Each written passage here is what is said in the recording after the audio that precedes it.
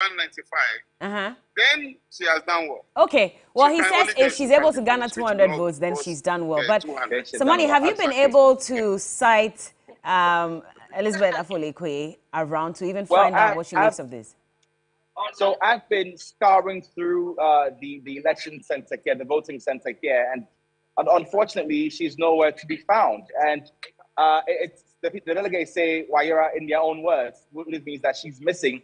And I don't know, but it seems because of the absence of the current parliamentary candidates, the incumbent in quotes candidates, it seems a lot of the delegates are moving towards Honorable Emmanuel. And so it remains to be seen how things will unfold here once voting ends and counting begins. But I just want to find out from you. Okay. First, we don't have much time, Emmanuel, so we're going to have to come to you later. But thank you so much for that update. And yes, Emmanuel Samani is in the Crowalk constituency. You've heard what engineer says. He says that if Elizabeth Afolekwe is able to garner just 200 of the votes, then she's even lucky. I mean, very interesting one, especially looking at her performance against Namomo in the 2020 elections. 9,000 gap. Yeah. Yeah, and she was a minister of state. No, something happened in the 2020 election across the coast. So before the 2020 election, the NPP had Lada de Kotopon, it had Lejokuku, it had Crowalk. Yes. All that belt was blue. Yeah. After the 2016 election, it turned from blue, flipped from blue to green. So the NDC now has Lada de Kotopon, it has Lejokuku, it has Crowalk, right? So it looks like there was some groundswell that swept through the coast. But if you look at the worst affected was Crowalk, with about 9,000 votes vote difference. And this is a minister who is Elizabeth Afolekwe was a minister, was a fisheries minister, not just anybody at all. And for her to have done some introspection and decided to come back with that 9,000 gap, probably she has something up her sleeve. Election day operations, you don't necessarily have to be there. Well, so let's see if the confidence is just. Let's see, especially because Madam Agnes Namomo-Latte was re-elected to represent the NDC come 2024 elections. And so whoever they decide on for the NPP would have to make a statement going against someone who was able to pull an extra 9,000 votes for her party. But let's go to the Blekuma Central constituency where my colleague Grace Hamo-Ajman earlier reported of one aspirant sharing money to delegates. That aspirant, Colin Samoa, has confirmed giving money, but says it is TNT. No, I've not shared any food, actually. They came to vote and, once they are going back, I need to give them their transport, their TNT. So that's what's in the branded envelopes you are giving them? Yes, we need to reward them in a very nice way. So giving them money in an envelope is a normal thing that everybody does in this country. I see. Do you know how much you are giving them? Well, I can't tell because I have a team that are sponsoring this. Reward that is being given to the candidates. Unless maybe I check from them next time. Sure. Thank you very much. I'll come back to you. Well, so that is Collins Amwa, and he says that money that he was given was just TNT. I'm not sure why he's sweating so much. It's probably very hot out there. But so Grace is joining us via Zoom, I believe. Grace. Hello, Grace.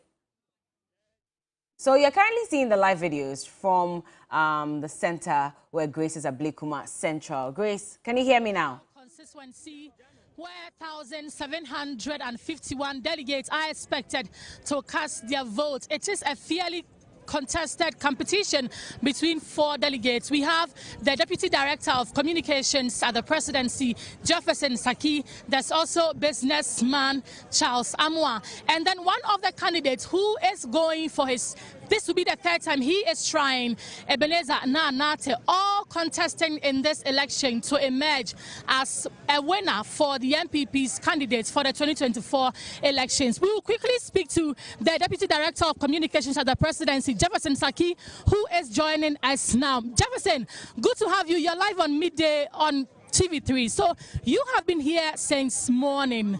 How does it look for you? We have only 2 hours to end the election. Yes, I think so far so good. I think I would have to commend the Electoral Commission together with the our party the executive body for putting up this, beautiful, clean, free and fair, delegate selections. So far, it has been very good. If I look at the enthusiasm, the energy level of our delegates, everything shows that really, they are prepared to bring out a successful election so that at least we can have a candidate who would go and take the seat back from the NDC for us. And you think that is going to be you? Obviously, it's a new energy agenda. It's an agenda of hope for Ablekuma Central constituency. We believe strongly that this seat really belongs to the New Patriotic Party. And the statistics actually shows that anytime we present a formidable candidate, a candidate who is much more appealing, not just for, supporters of the New Patriotic Party, but a candidate who would also be much more appealing to the other political parties, we are definitely likely to win, the 2024 election. So I've been sending my message across to our delegates, and I'm very certain that at the end of the day, Jefferson Saki is going to be the parliamentary candidate for Ablekuma Central constituency. We're talking about delegates. We spoke with a few who confirmed to us they've received some envelopes and packages branded from you. What is that supposed to do? Well, I think it's a very sunny day. People have, gone through the sweat. They have been throughout the day coming in. A lot of them came from very far places, because of the job situation that we have. Others came all the way from the central region, from the western region. So something small to say thank you, for your transportation. And I think it is only fair, right, that you give them something to buy, some water, although I have provided, some food and all that, but something that can take them back home. And that is what the envelope is all about. Thank you, Jefferson. So you heard it from Deputy Director of Communications at the Presidency. He is also contesting in this election. Collins Amwa is also a candidate here in this election, and he is joining me. He says, Ojana. Ms. Amwa, so you have also been here since morning. I have seen you move in and out, up and down. How does it look like for you? Are you sure you're taking this election hands down? Sure. From a clear indication, it shows very well. The grassroots have massively voted for me to lead this constituency, to foster unity among the delegates and also the voters in this constituency in the upcoming election. And what is going on here is a clear indication that the constituency wants a great change. And the only person that can lead the change is me, Collins Amwa, in the upcoming 2024 election. We earlier spoke to you and you confirmed that you want to give people TNT to go in and come out. Why is that so important to you? Why are you doing that? Well, it's very good. You appreciate people who you join the same, association or anything with. And for them coming here, I think giving them a transportation back home is not a problem at all. And it's our way of rewarding the little that we have to reward them. Yeah. Thank you very much. So that was Collins Amwa, also another candidate in this election. I must say that the atmosphere here is getting tense with some few hours to end the election. Everybody is joining the queue to ensure that they cast their ballots before the election ends. So let me engage a few of the voters briefly and then we can leave. Hello, you're live on TV3. Have you cast your vote yet? No. How does it look like for you? Oh, I think everything is going on well. And we are just wishing for the best. That's it, yes. So you heard from him. He is just wishing for the best. There's another man here. Have you cast your vote yet? Yes, please. How did it go for you? It went on well. I voted for a winnable candidate. That's Ebenezer Nati. I'm sure by the end of the day, he will be declared as the new parliamentary candidate for Ablekuma Central constituency. I am the constituency assistant secretary, Augustine Dugan. So every faction is seriously campaigning for their people. Let's speak to this young man too. Have you cast your vote yet? Certainly. How did it go for you? It went well. I hope and believe that at the end of the day, Honorable Jefferson Saki Kwame Nasaki will win. Number 4 on the ballot paper. Okay. So we have some few hours to end the election. Every faction is confident of victory. By 2 p.m. or latest, by 2:30, we will know who is going to be on the ticket for the NPP here at the Ablekuma Central constituency. Grace Hamwa Ajuman, TV3 News, Ablekuma constituency. Thank you so much, Grace, for that update. And we wait to eagerly find out who would emerge winner in this keenly contested competition in the Ablekuma Central constituency. But let's move on now to the Adentan constituency, which is a swing seat, by the way, in the Greater Accra region. And it's expected to witness a keen contest as well. There are 3 aspirants contesting the polls. We have Kwesi Obeng Fosu. He's a former public relations officer at the Ministry of Energy. Then we have Akosua Menukoze, as she's popularly known, Deputy Director of the National Youth Authority, and Winfred Nate Obimpe is a gospel musician. Earlier, there was some confusion at the polling center. In fact, let's listen to one of the contenders to find out what he had to say.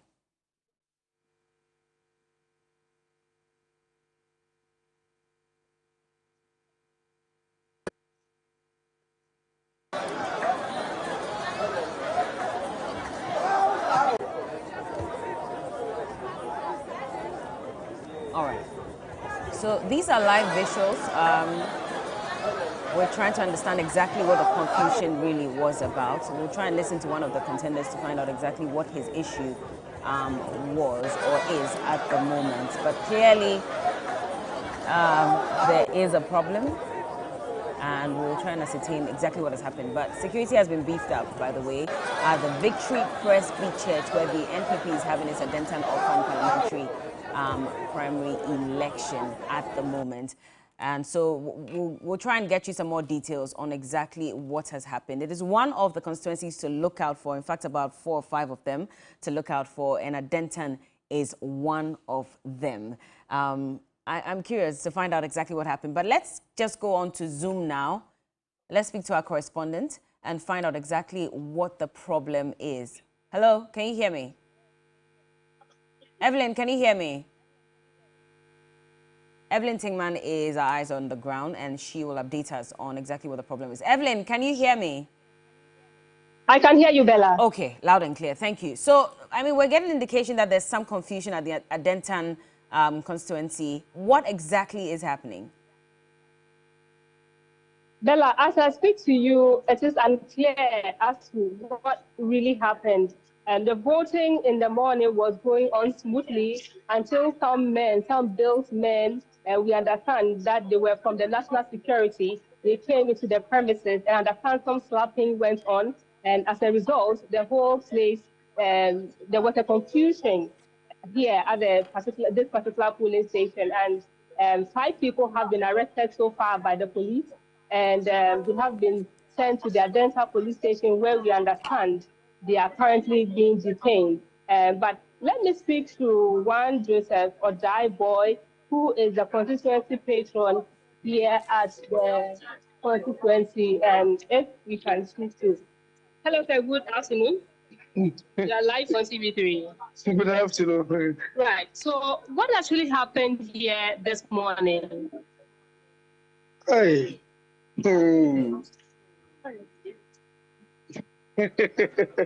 But this one is an in-house issue. So why do you want me to speak to it? Yes, because there was some confusion here. We understand some people came here to disrupt the voting process, which is not supposed to be the case. I mean, for what I know is that people from the national security came from national and region, and they started attacking the people of Adentan. That's all I know. Yes. And some people got wounded and things. But I think the police are in charge. They've made some arrests, and then they are doing their investigation. Yeah. Some of the delegates who spoke to us earlier said that there was some money sharing by some of the candidates, and that resulted in that for the security persons to come in and distract the process. Is that the case?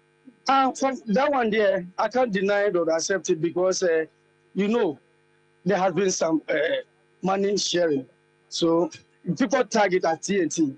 Because for me, I know some particular candidate is giving 2,000 and another person too is giving something. So that one, but they all say it's TNT. So if you give 2,000 to each of the delegates, and we have about 1,553, you can imagine the amount of money the person is spending. So, of course, election is money. Yeah. Yeah. Okay, so as of now, where are the men now? over there with the police. Yeah, they are with the police. The police is in charge. Yes, they are in charge. They've taken charge of the situation. So for now, that is all I can say about it. Thank you. But earlier, the General Secretary of the NPP, the National Secretary, Mr. Kodria was here. What exactly happened and what did he say? Oh, he's our boss. So I believe he also had the incident. He also came around. So, and everybody is under him. So I think the party people that were arrested, that is people. If he goes to visit them at the police station, that one I can't say. But I also heard that he had the incident and he also came to ensure that there's calm at the grounds. Yeah. Okay. All right. Thank you very much. Thank you too. Right. So Bella, that is the constituency patron, Mr. Joseph Okai-Boy, speaking to us there. So like him ascertain what really happened. We approached to speak to him, but he said he didn't have the full briefing of what happened, and he has since left. Bella. All right. Well, thank you so much, Evelyn, for that update, and we'll come back to you when you have some more details. But let's listen to one of the contenders who gave an overview of exactly what happened on ground. As expected, you know, every time we gather for such elections, we get the numbers because we all live around. It's more urbanized, so we all live around. We get the numbers, and then the process is always peaceful. We don't record any issues here. And same way today, as it started, so far it's been smoothly done, and then the process has been as peaceful as expected. So there's no problem. But what do you make of your chances today? I think that people know what they want.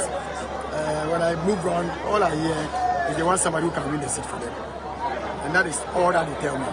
You understand? We can go through the primaries and do it, whatever we are doing. But really, they only elect somebody who can win the seat for them. Because if we go through this primaries and we just elect a piece, we're not able to win the seat. Then we work in vain.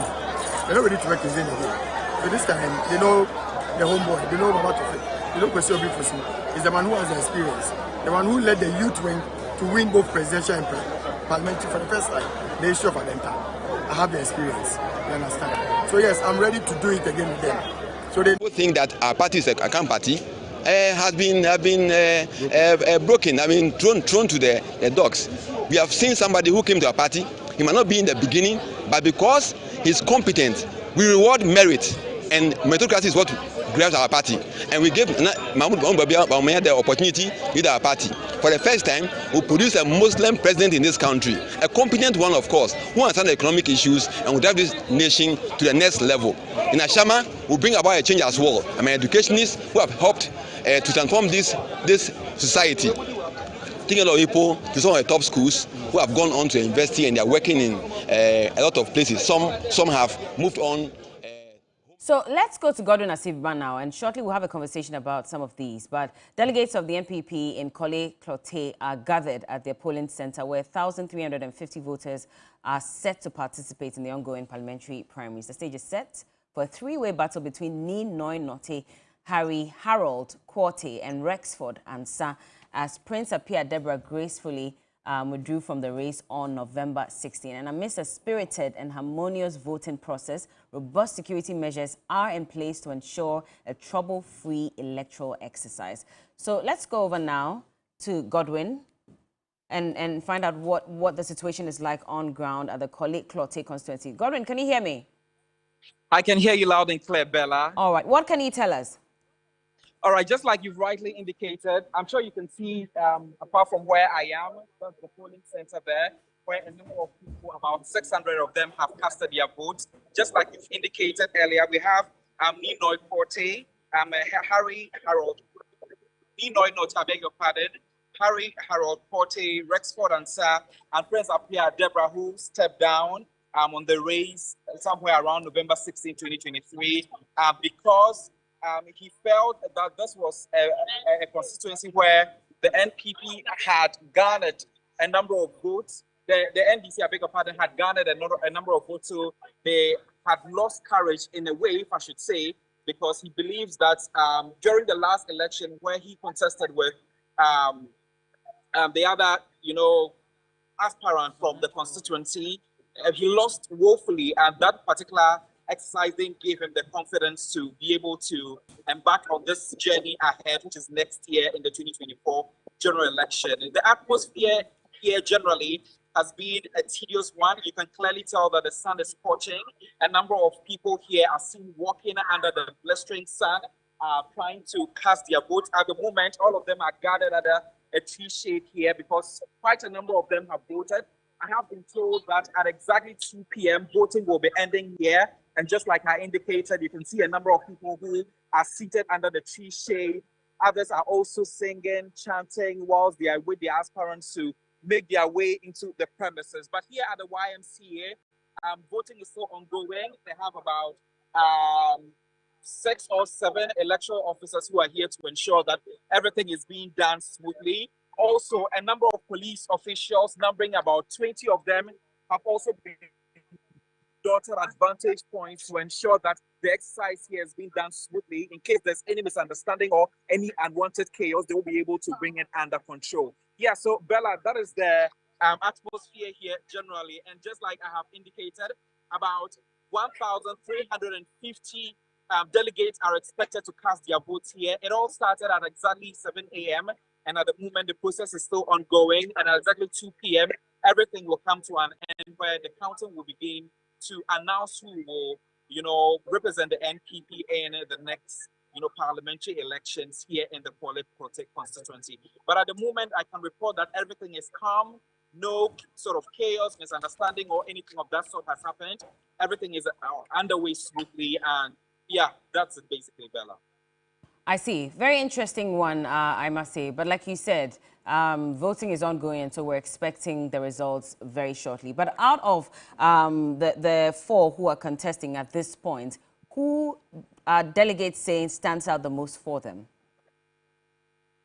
Hello, Bella. Can you come again? Yes, so I'm asking that out of the 4 whose names have been mentioned who are running to represent the NPP in this constituency, who are delegates saying they're rooting for?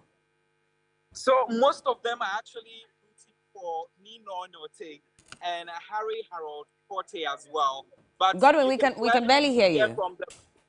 All right, so I am saying that most of the delegates here are rooting for Nino Note and also Harry Harold Forte. But you can see that a larger number of the people here are rooting for Nino Note because most of them have been saying that they believe that he is the man who can represent the NPP wall in the constituency after Prince Apia Deborah stepped down on November 16. And so when you come in here, you can see that a number of people are mentioning his name. They have his name on their lips when you walk around. And when I spoke to the General Secretary of the constituency, which is the Polek-Protek constituency, who is generally called Parker here, he also raised some concerns about how the NPP is being treated in this constituency, saying that it is time delegates do pay attention to the NPP and do forget about the NDC.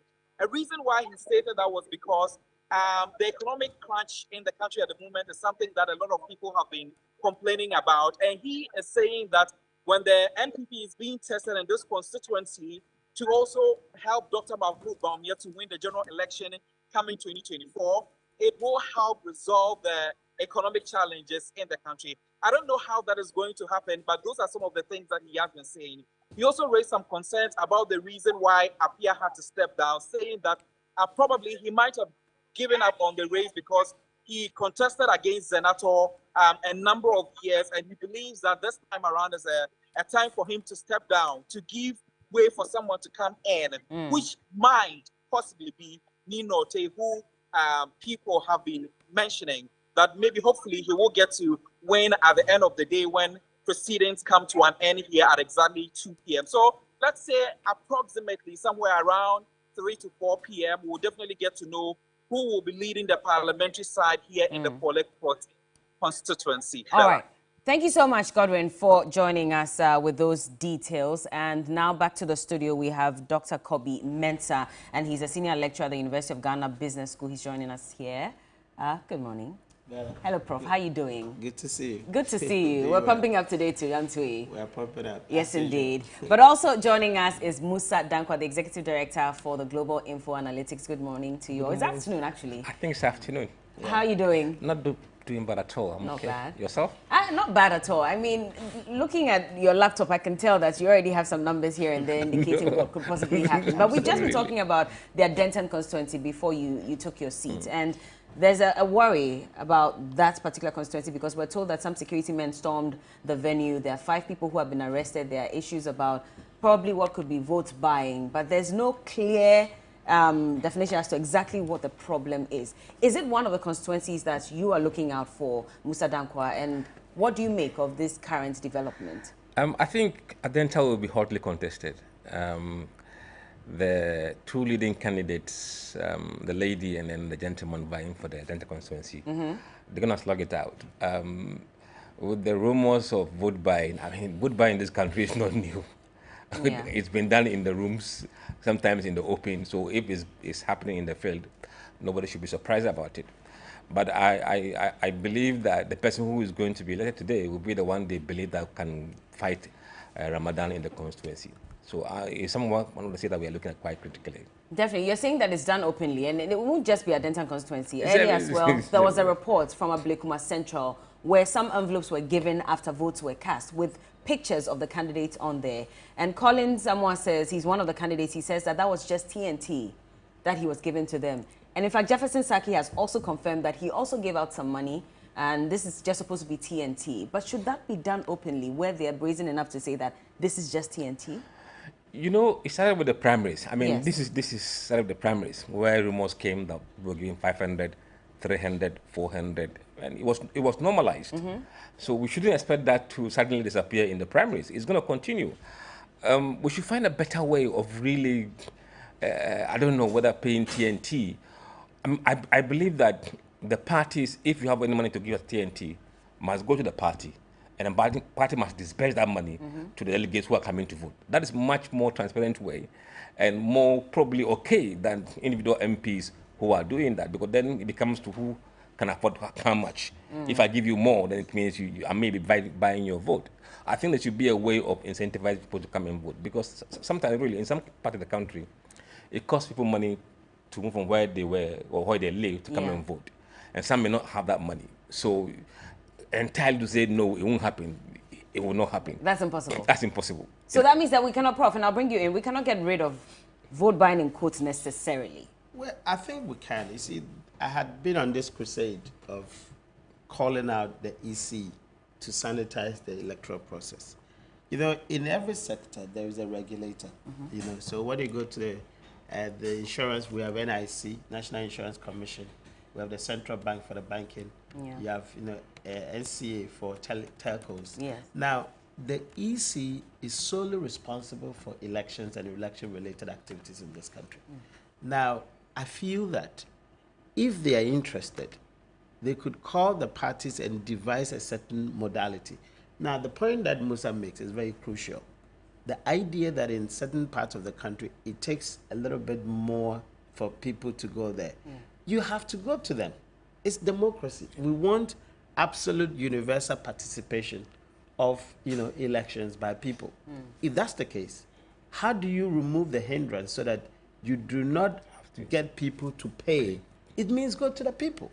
Go to the people. That's right. So the EC has to identify the hard-to-reach places and ask yourself, how do I put the polling booth there so that you do not necessarily have to make people pay for it, all right? And for me, the description of this is transportation, I have never seen anywhere in this country that it costs 2,000 cedis for you to reach there, especially within a constituency, for example. So are we really interested in democracy, or we are just paying lip service? For me, the EC must be called out that, look, you need to put your act together. Otherwise, we don't see your purpose, your reasons for being an EC. You cannot leave party election to the party people. I even think that there must be a certain timetable, a certain schedule for election. We're actually having a fatigue. I don't know whether you don't feel it. There's a fatigue about elections. NPP's election had been spread out almost by 4 or 5 different levels. Don't you feel the fatigue? You do a certain super delegate, you do a delegate, you come and do orphan constituency, you're going to do, it even affects your own people. People will be fed up in coming to every now and then there is an election. So I feel that there must even be a certain timetable that actually says that NDC should do your elections within this period, NPP should do your election within, so that we can have a sanitized environment. These people work, they work. Now, because of electoral processes, somebody will be out of work for so long time. Some of my students are actually following politicians, and I tell them, look, your MPhil is in your hand. I am not going to be chasing you up because you're following a politician for campaigning. All these things have productive consequences. Jefferson is a deputy director at the presidency. I am sure that when you go and check his productivity, it's going to be hampered. You know, so for me, if we really are interested in development, we're interested in democracy, we need to iron out some of these things. It is possible for us to have a timetable. It is possible for us to have a timetable so that we don't stretch it, just like the NDC, because they were able to do theirs within a month or so. Yeah, but even then, they still had some constituencies that they had to, you know, kind of postpone it. Of course, that is acceptable because obviously certain legal cases. So the EC consider you have this month to conduct your elections. If there are excesses or exceptional cases, you can stretch it to this particular period. It doesn't necessarily mean that all the political parties must do the same period. You can have, let's say, a certain month of July for one party, a certain month of December for another party, depending on the circumstances. They can discuss with the players, the stakeholders, including all of us, and say, can we come out with a very sanitized processes to conduct this? Because we are tired. Every time is election. We don't talk about development. You know, it's really crazy, but I don't know. But while you're tired, I'm sure that there are some constituencies that you're looking out for as well, regardless of the fatigue that sets in. What are these constituencies? Certainly Adenta.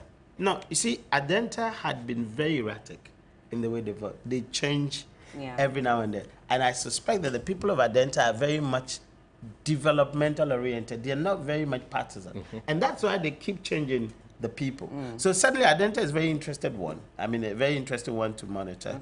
Now, Ododo is an interesting one because currently, I think this guy is not going.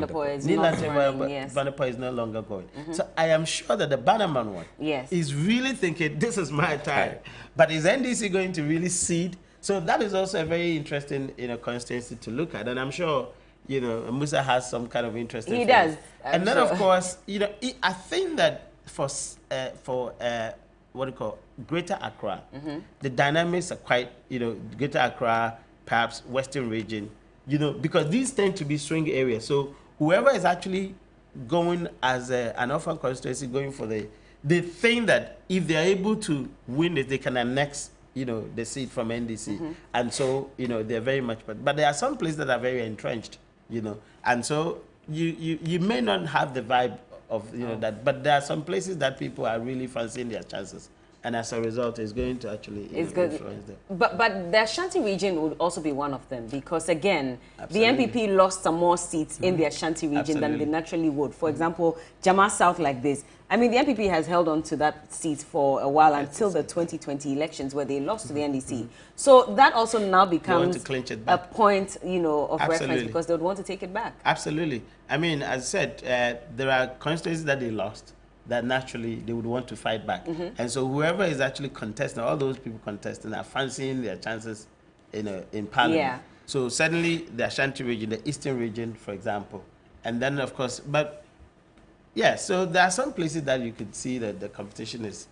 Let's bring Musa in because I'm sure he would have some more insights on this matter.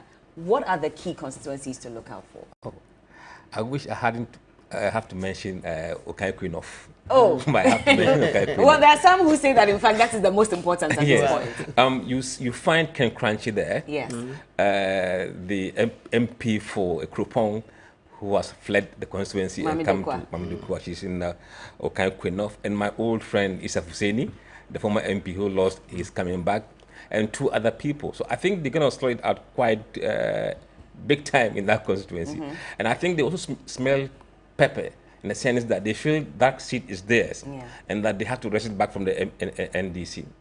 And they will have a lot of work to do because I think some of the changes that happened in 2020 was due to the pandemic.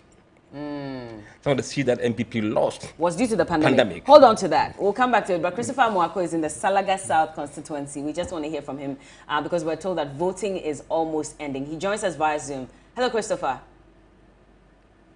Yeah, so Bella, if you can hear me here at the Salaga South Constituency Voting Center, out of a total of 631 delegates who are expected to vote in today's election, so far only 17 are yet to come and cast their vote. But as can be seen in the background, the place is empty now because the remaining 17 are yet to report to the voting center to take part in the election. But Bella, I can say that the voting has so far been peaceful because security deployment to the center has been one of the best things time being now, because I can count about 30 to 40 police officers here at the voting center. There were some pockets of confusion that erupted earlier, but the organizers of this election have been able to put things in order for the voting process to continue peacefully. So as we speak, here at the Salaga South Constituency, everything has been smooth, and we're hoping that before the 2 p.m. mark, everybody would have gone through the process and counting will begin, Bella. I see, and I believe you spotted the contenders also casting their votes already? Yes, so the 2 aspirants, that is a former member of parliament and the first Savannah regional minister, is contesting again, as well as one Alidu Zakaria, who is also in the race. They have been here interacting with delegates and also telling them the reasons why they should vote for them, especially when last days they say are always dangerous. But like I indicated earlier, Bella, the Salaga South constituency is 1 out of 4 constituencies that today's election is ongoing. You talk about the Bole Bamboy constituency, the Yape Kusogo constituency, the Sola Tuna Kalva constituency, and the Salaga South constituency. But this is where everybody's eye is because of the dynamics in the Salaga South constituency. It's a swing constituency from NPP, NDC, NPP, NDC. So, and before the 2020 election, this was the only constituency that had a sitting NPP MP, and that makes it very important for the ruling New Patriotic Party. So all eyes on this constituency, and I know, Bella, that by 2 p.m. We'll get the winner, and probably they will start work from now, as they have all indicated, going into the 2024 general election. All right. Thank you so much, Christopher Mwako, for the updates. And yes, we'll come back to you again with the results, hopefully by 2 p.m. or even earlier. Christopher Mwako came to us from the Salaga South constituency. But back to you, Musa. You're saying that COVID was the reason why a number of these Accra seats were lost. Okay. And because there was demographic changes in Greater Accra, in the sense that Greater Accra got a benefit from a split from voter region when the COVID didn't allow them to go and register and vote as they normally do. So it affected certain consequences, and those changes had remained because the COVID, they haven't gone back to register in voter region. So those dynamics are still going to be there. But beside that, I'm looking at, for Eastern region, Akwetia. Yeah. My own constituency, I'm looking at Akwetia very strongly. And also Ayenswanu. Why Akwetia? Well, that's where I come from. I'm from. That's why you're looking out for it. Okay, yes. okay. And Ayenswanu? And Ayenswanu. Ayenswanu too. We're going to see some battles there. Now, beside that, Wa Central will be another area where we should be looking at Wa Central. Whether, I don't know that they're having it today, or not, but Wa Central will be keen to see who's going to come up against Rashid Pelpo. Then you have in Accra here, Okakwinov, I mentioned Okakwinov. Clotte Kole is another one. But before we carry on, Okakwinov, so I've just heard that some country is indicating that the 2 women who are running in that constituency, that's Ifia Kuto and Amadou Kwa, they are not necessarily qualified because one of them does not live in the constituency anymore, and the other one is not a member of the constituency, of the party in the constituency. And so for him, that alone disqualifies them. Why are they running? Why in the race? Why didn't he raise the issue and challenge their candidature? I mean, those are just stories. Let's focus on the race. But is it not interesting that Amadou Kwa, for example, is a sitting MP? No, see, for the law. No, the law says that people have 2 homes, 3 homes, right?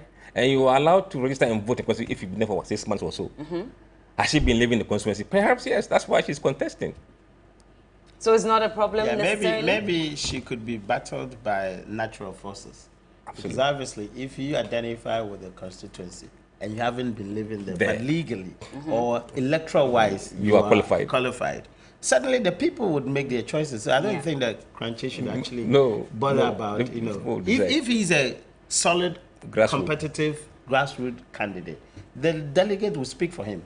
So it's not for him. Once the lady had been cleared by the procedure, obviously if she wasn't qualified, I'm not sure that the procedure they would allow. Exactly. So that shouldn't be a problem at all. No, it shouldn't be. Yeah. But the dynamics are interesting for her in particular because she's a sitting MP. So, I mean, if you look at the numbers, she came in 2016. She retained her seat in 2020. But her votes, in fact, she won by 62.3% in 2016. But when you look at 2020, her votes reduced. So she won by just 55.3%.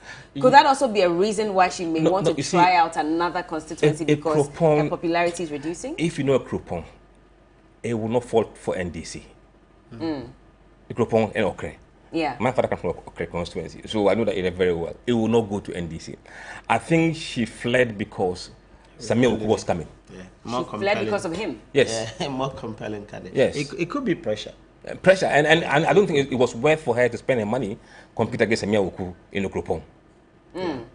No, it wouldn't be good investment. I mean, Sami is formidable in all fronts. Yes. Yeah. One, the current head of the NPP is Sami's is a campaign manager. Yeah. Sami is the campaign manager. Yes. He has the money.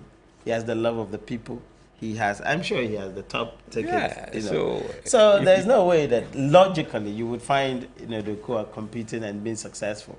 So for me, it's a rational decision. Yes. As to whether coming down south would augur well in terms of that's another issue. But is that a good decision for her? I think so. Because there's Issa, Fuseni Issa in there as well, who is a former MP, and he's looking to come back and reclaim the seat. He says that he has more experience because this is the 4th time that he's running in that constituency. I think pitching these ones against Amir Oku, she will go for these ones. Yes, absolutely. I mean, it's a multivariate decision making. Absolutely. You're looking at your choices and who your competitors are.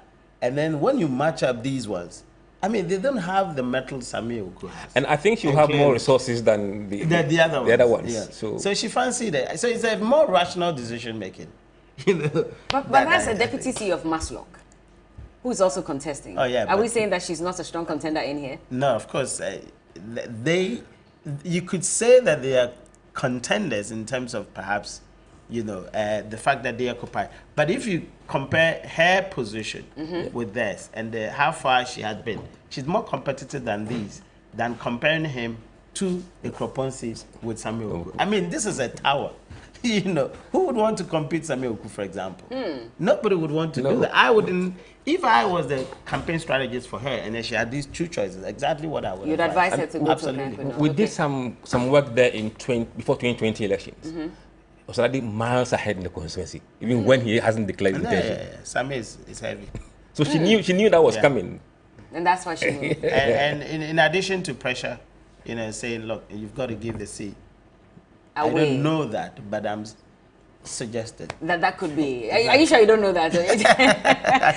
Okay, let's move on to the other constituencies. Musa, you were talking about the others as well. So Adenta is one we mentioned Adenta. Yeah. We're looking at Clote, Kole, Ablikuma Central. I think there will be a huge fight there this election. And also we're looking at Ododio. Okay. The rest, Medina could be tricky for this time around because of something that's happening there. There's an independent candidate in Medina right now, and it's really, really causing problems for NDC. And we'll see what NPP will bring.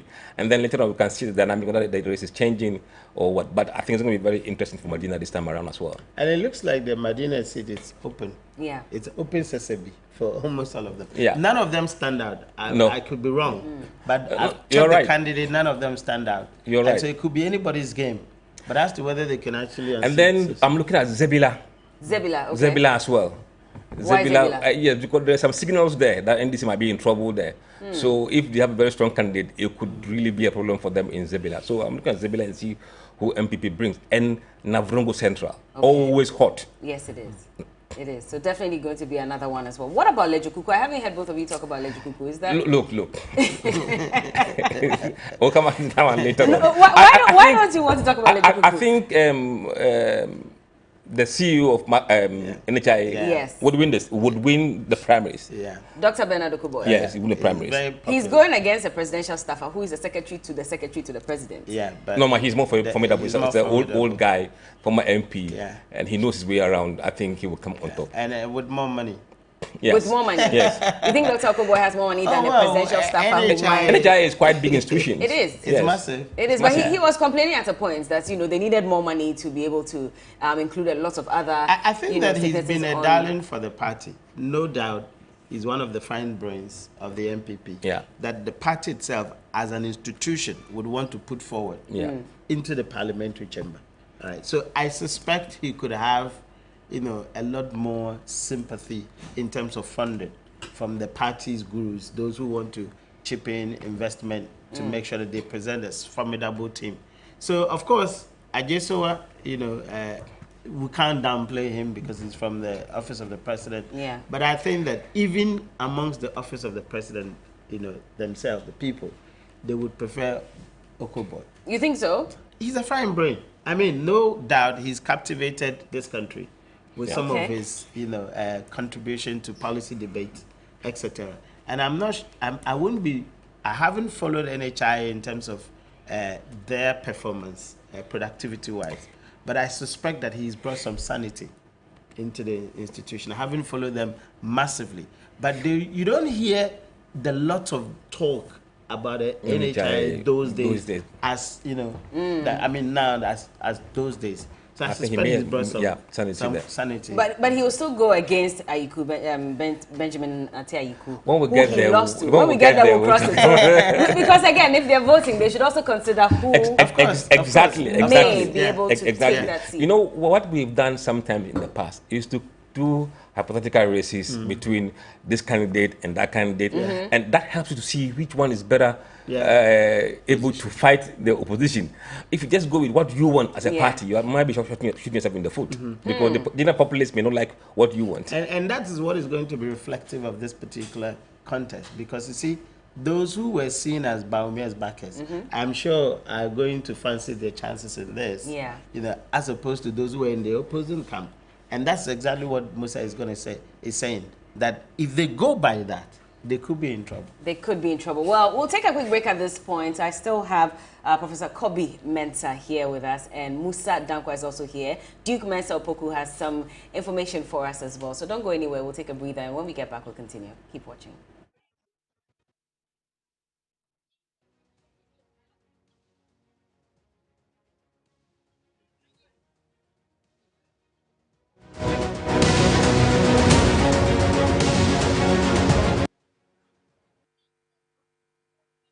Conference is back in 2023 and it promises to be bigger and better than ever before. Join us from the 1st to 3rd December at Kempinski Hotel in Accra, Ghana, the arena of the Accra International Conference Center, for a 3-day event that will bring together high-profile personalities in the fintech industry.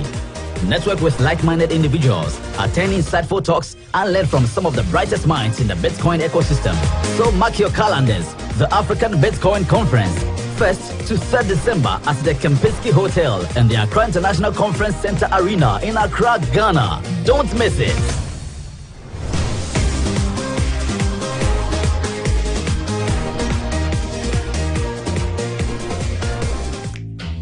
How do I look? You look so gorgeous, Auntie. Thank you. I hope you'll never taste.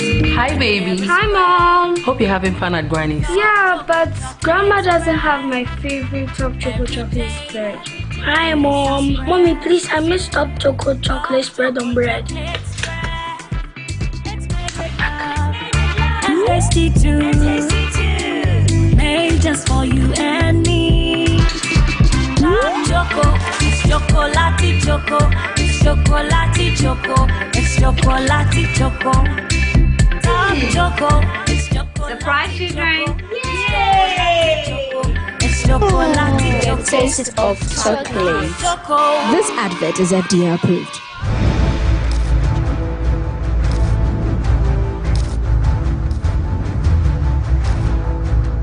This is Hot Issues, your passport to the most compelling conversations of our time. We go one-on-one with the movers and shakers, the thought leaders, and the game changers. We ask the questions that matter, and we don't back down.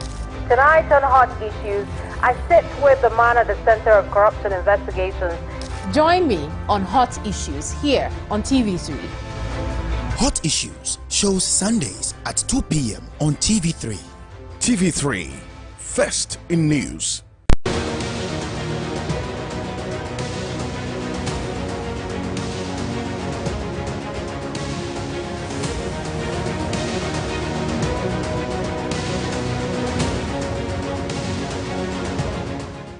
Welcome back. This is your Election Command Center, and you're watching our coverage of the NPP parliamentary primaries in Orphan constituencies. We still have a conversation that is ongoing in the studio. But before we get back to that, let's go to Yvonne Nikwe, who has some information on the acclamation of Mr. Sami Ewuku. Hello, Yvonne. Hello, Bella. All right. Thank you for joining us. So where are you at the moment, and what can you tell us? Well, so I have moved from the Orphan constituency where Honorable Sami Ewuku has been acclaimed to Ayenswano. Here at Ayenswano, the process is almost ending. A lot more people have voted already, so they are waiting for the counting. But as we speak, Samuel who has been acclaimed, he's been speaking about exactly what he would be doing for the constituency. That is a constituency that has a number of youth which are not employed, but largely an MPP hold. Interesting one. And so that happened much earlier. But in Ayeswano, we're also waiting for the voting to end so we can start counting. So I'm sure you'll give us the updates on that. But beyond telling us how, what his plans are, how did he feel about it as well? And what was the mood like on ground? Well, it's been an exciting moment for him. He did explain that he's been waiting for this particular moment 10 years back. Gradually, from his position as a national youth organizer, a national organizer, now he's here. Of course, it's a stronghold, so safe to say that he's already in parliament unless something unattainable happens in that constituency in 2024. Well, we'll wait and see how that goes. But thank you so much for joining us. Yvonne Sure, Nikwe speaking to us. But let's go back to Duke Mensopoku now, and he'll take us through the facts and figures before we carry on. Duke. All right, so these are the Orphan constituencies. There are a total number of Orphan constituencies if you do the configuration. We have a 275-member chamber of parliament, and the NPP has 137. And it has the independent candidate or independent MP, Andrew Mokosiama, second deputy speaker, who is caucusing with them. That makes 138. If you add the newly created Guan constituency, that will give us 139. Yeah, so we have 138. And then there are a number of constituencies that they've exempted. Fomina, key amongst them. There is Jomoro, there is Akachi North, there is Ketu North. So 6 of them generally have been exempted because, according to the party's neck, they need to organize, they need to consult deeper and have consultations because it looks like there are some fault lines and, simmering tensions. If they go ahead and do it, it may end up, affecting the fortunes of the party in these constituencies, right? So please, if you can go back, there's still one more that I need to go through. Yes, so number of constituencies are for elections. So today, elections are actually happening in 111, and there are 2 acclamations. So today, there's action in 113 constituencies, but election to elect a candidate, 111 of them. So this happened earlier. After they did the filing, they found out that 20 of the constituencies had candidates who were running as unopposed. So places like Ladadekotopong, you have Buem, you have Biakoye, a lot of them, 20 of them actually. And then today there are acclamations going on in Bia East and then Amenfi West. So 2, that makes it. So this is a breakdown at the regional level. Greater Accra, 17. Shows you how poorly the NPP did, how the Greater Accra voters rejected. There are a lot of explanations. Musa Dankwa spoke to it, how some of the people would have gone to other regions to vote because of COVID, they didn't go, they stayed. And so it changed the dynamics of the elections. But Greater Accra has always been, has bellwether constituencies such as Klote, Kolele, Jokuku, and others. So you have 17, Ashanti 4. It explains why this is a stronghold of the party. So they have only 4 places where they don't have what do you call it, candidates, but they are hoping to win seats like Asawase, which is at the heart of Kumasi. They want to win Asawase. If there is one constituency that the NPP really wants, it's Asawase. I see. Yes, they've been on Muntake's case for a very long time. The last election, they brought the DC for Sokore Mampon, but he couldn't win. He's not coming again. Now, there's a young man who used to work with Dr. Baumia, Manaf, and another gentleman, his uncle. So this is an uncle and a nephew race in Asawase. Interesting. So Ashanti, so for Eastern Region 6, includes places like Ayensuano and Sojaman, which I think is going to be very heated as well. You have Pius Ajide, slagging it out to Paul Ansa, who used to be at Gapua, and then there's Abrokwa from the Premix 4 Secretariat. So interesting dynamics in Sojaman. You have Bono 6, where we had places like German North and German South, and other Doma West, for instance. So these are places, these are constituencies that the NPP had, but they lost them in the 2020 election. Bono East 6, close to Teshima North, Atebu, Amantin. They all have, then half there is 1 seat there. Central Region 11.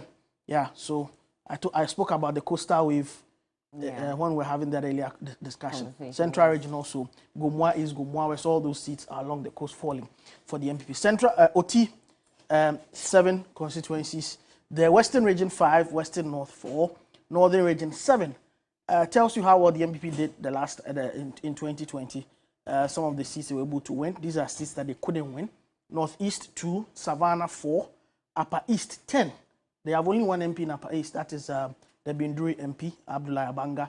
Upper West 7, voter, almighty voter 13. That tells you, even though they were able to win Hohoi in Amewu for the very first time. So that's the original breakdown when it comes to the orphan constituencies. This is what we are going to expect results from all of these places after 2 p.m. That's officially when elections end. But of course, they may allow for some time for those who are still in the queue to vote and all of that. If you can have some of the interesting races and the front runners and how they're looking at. Yes, so Ablekuma Central. Before you move on, let's just go to Ibrahim, who is on standby. Right. He's joining us from Asawase, the almighty Asawase, and well, we're getting an indication that all 3 of the contenders, in fact, have promised to support whoever emerges winner in the constituency, and rightly so. I mean, this is a tough one to win, and so they'll need all the support that they can garner. Ibrahim, thank you for joining us.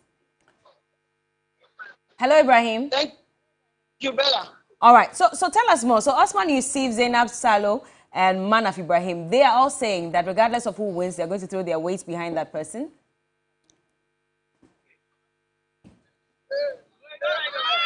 Ibrahim. Exactly. So, Asawase, all the 3 aspirants have admitted that. Hello? Carry on, we can hear you. Okay, so here in Asawase, all the 3 aspirants have admitted that over the years, the reason why the NPP has not been able to win the seat since 2024 is because of the cracks within the party. There are so many camps within the NPP division.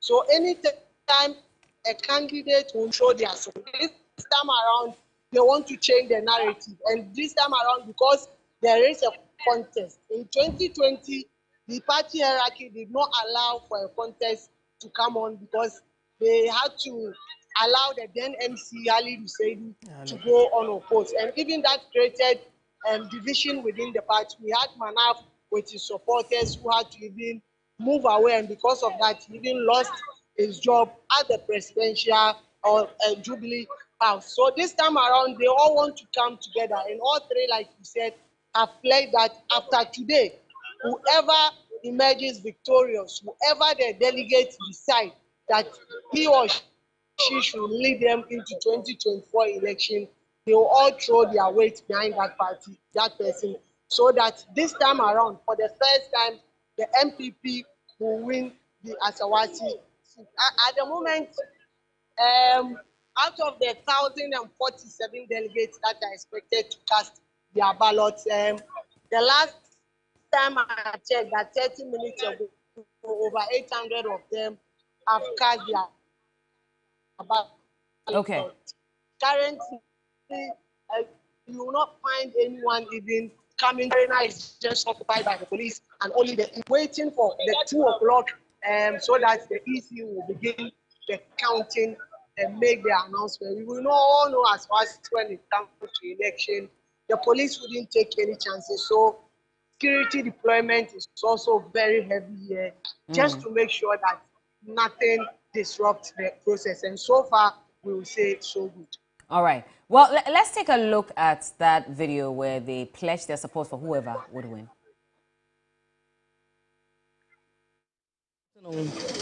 Our supporters to vote for us. It's a secret vote, and anybody is not allowed to enter with a phone. So if anybody promises you that they want to vote for you, you will never know until it's over. So we are still hoping, praying, looking up to Allah and see what will happen. My chances are so bright. We are praying. And I believe, inshallah, at the end of the day, victory will be ours. Going to election is not easy, but pass through.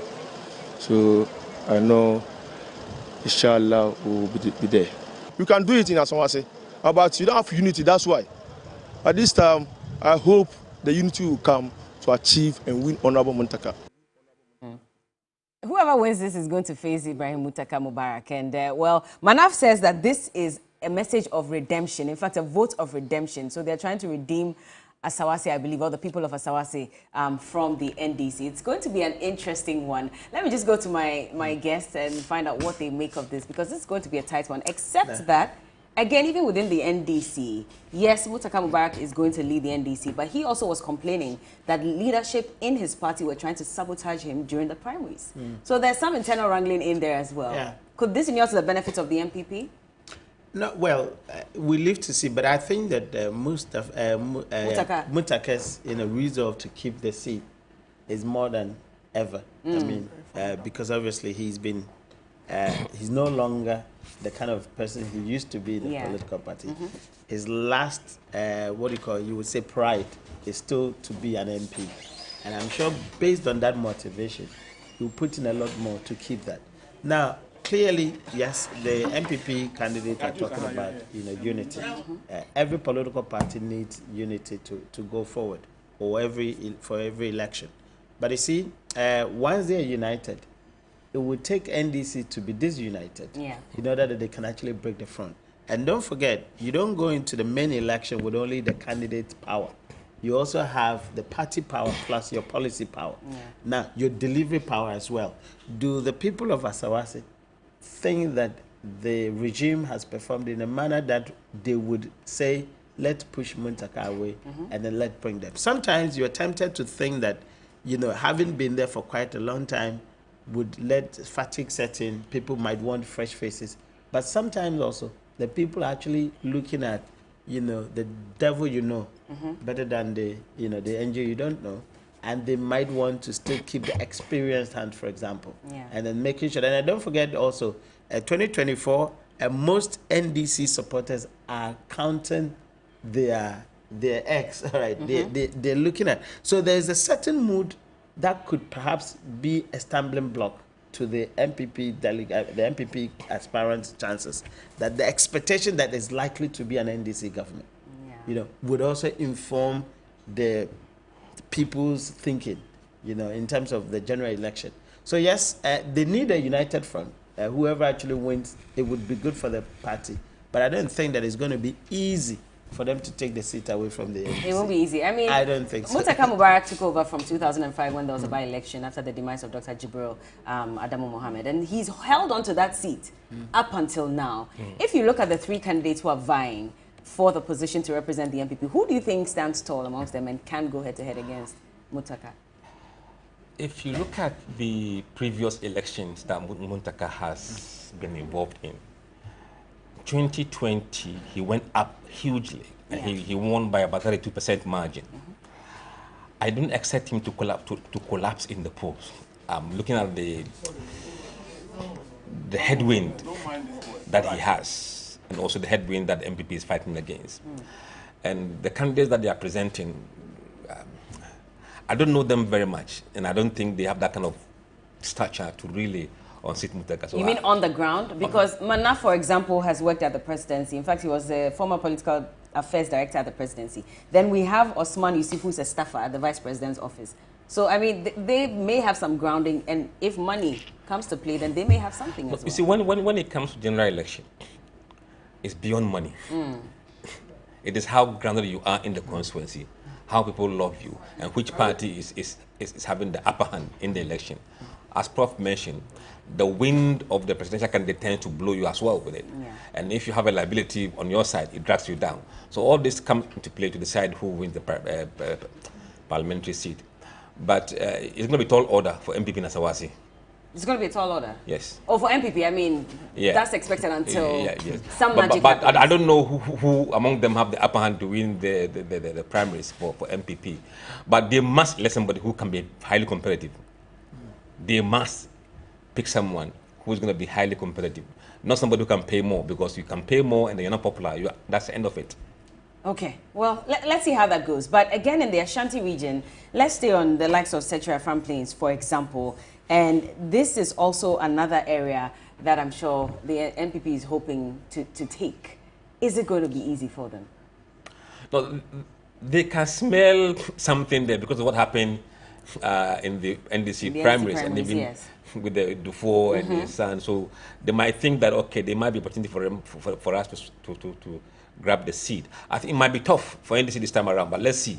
Because the lady who won, she didn't win by a landslide. Yeah. So some similar division, unless NDC is able to mend their division in the constituency well, the MPP could smell a rat. But then also, again, you still have the issue of general economy. Yeah. So most of the cases, seats or the elections may turn out to be national election rather than local election because of what is happening around the country. So they have to have somebody who is really able to go beyond the MPP problems and then be one that can win the seat for them. Prof, what do you think about that constituency? Yeah, because obviously the incumbent is no longer gone, isn't it? And so you have a new face for both of them. Yeah. Yes. And so if the incumbent plus the first camp would support the lady, that would be a fantastic situation for NDC. Do you see that happening? Because Dufour Jr. was already asking for every count of the votes. That's the thing. Then that's why I said if they would.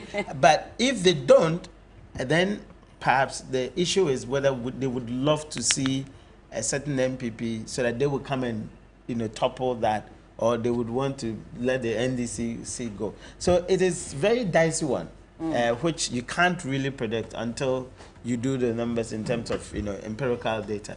But it is a challenging one because I don't see, as you said, that the first can be wholeheartedly supporting this lady, given the issue.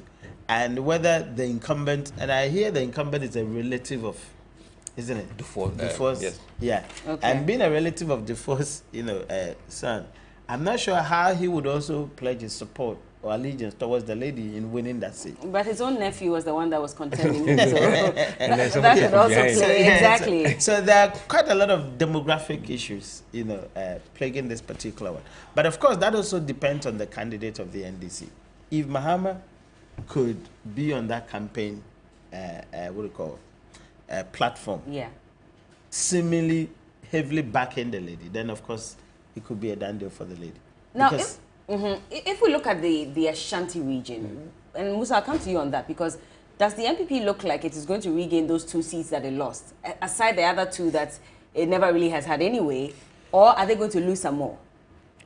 No, I don't see them losing more seats, unless maybe in the area of Ahafwano. We don't know what might play out in the primaries in January. Whether you have some strong candidates who will come in and create some disturbances there. But maybe Havana lose southeast, and then some vulnerable seat around the Kowu area, that border Kowu. But I don't see them losing more seats. I don't see them losing more seats. The parliamentary seat they may not, but the presidential they may lose votes. Yes. Okay. Yes. Because of the dynamics of Alan. Alan Martin, yes. So if you plug in Alan into the dynamics, they may recede in terms of voter count for presidential, but they may hold the parliamentary seat. It's possible the parliamentary they could lose a bit, that is if the Allen wave really craves in and people become so apathetic to the regime and want to punish the regime, it could affect them in parliamentary. But it is not so much anticipated in terms of losing parliamentary. But for presidential, I'm sure voter count will be that would be massive. What are the dynamics in Fomina? Because, well, elections are not holding at the moment. They're trying to sort of come to an agreement on what exactly to do. You see, Fomina seat, whether Asiama goes for independent again or goes with the NPP, I think he will win the seat. He will? Yes. Okay. So, I know he will win the seat. So, MPP must probably prevail on their people not to contest him, because you still need him.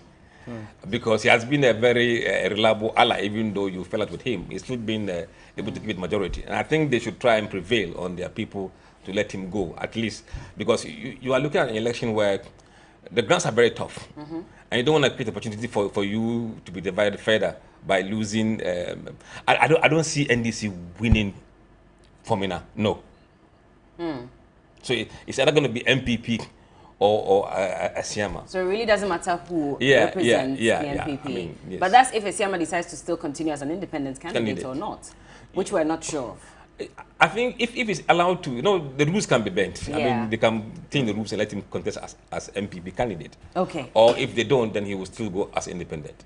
Well, there are some allegations of double voting at the Ododo constituency, and Mawina Beta is on standby to give us the update. Hello, Mawina. Hi, Bella. So how many people have been identified to have voted more than once?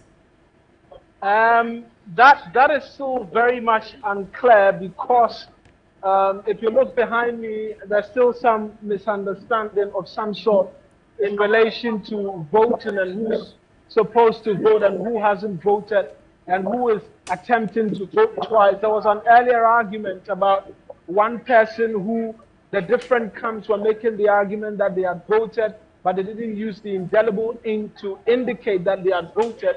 There's a lot of difficulty in being able to get accurate information, because try as we may, the police is preventing journalists and all other persons from getting into the inner perimeter to get access to first-hand information. But what is the case right now is that it appears voting has stopped in one of the centers again. It stopped here earlier, which we notified the team of. It looked like when the both candidates, Manaf and Banaman, came around, they were able to get a resolution as to how things should proceed. And it went on for about 10 minutes. Now there's a gridlock again, and the police presence has come around again. The other voting center as well, just when the initial confusion here was resolved, the police had to move there again. We're finding it, I must say, that difficult, because we want to be able to verify details. But what is the case that we can report right now is that voting has stopped at this particular center. They are trying to deliberate over one or two things to get real understanding as to what the challenge is to allow for voting to proceed. It is nearing 2 o'clock, where when we came earlier, a lot of the indication was that the voting process was moving smoothly, and so by 2 p.m., they would have been able to round up all of the voting, even 1 p.m., but it's not looking like that based on the number of stops 2 times already at this particular station, which has happened. The deliberation is still happening. We see a lot of police officers around that area, the Electoral Commission officials as well, trying to get an understanding and get the disputing parties to come to a resolution so that the voting process can continue. We'll try one more time to see if the police allows us to get access inside, because we've been trying all throughout since this started, but they've been refusing. But voting is still not proceeding just as yet at the Ododo Center B at this particular point, Bella. So, I mean, even though you've not been able to get some information, have you been able to at least gather some information about who, may be the one benefiting from the double voting? That is still not really clear. When the initial confusion started, we saw Nilante Banaman come in earlier, where there were some exchanges with some of the officials where he was seeking to make the point clearly that if it is the case that this person has been identified by the EC officials that they handed a ballot paper to, then the person should not be allowed to vote again.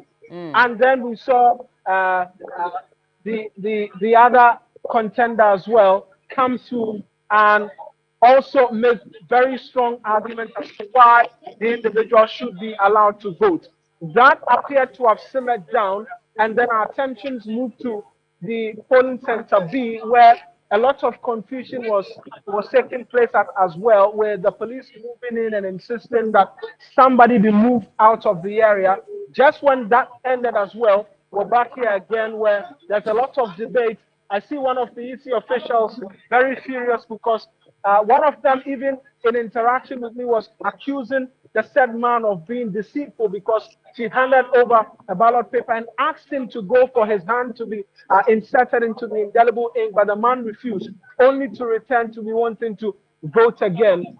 We'll try, like I keep saying, to get real understanding as to whether or not this said individual was allowed to vote. But what is the case right now is that the voting has stopped at this particular polling center as they try to resolve the challenges. All right. Thank you so much, Mawina, for that update. But now Rita Adote, an aspirant for the NPP in the Blekuma South constituency, has told my colleague, Komla Kluche, that now is the time for a woman to unseat the former Accra Mayor Alfred Oko-Vanderpoel, who is the current MP for Blekuma South.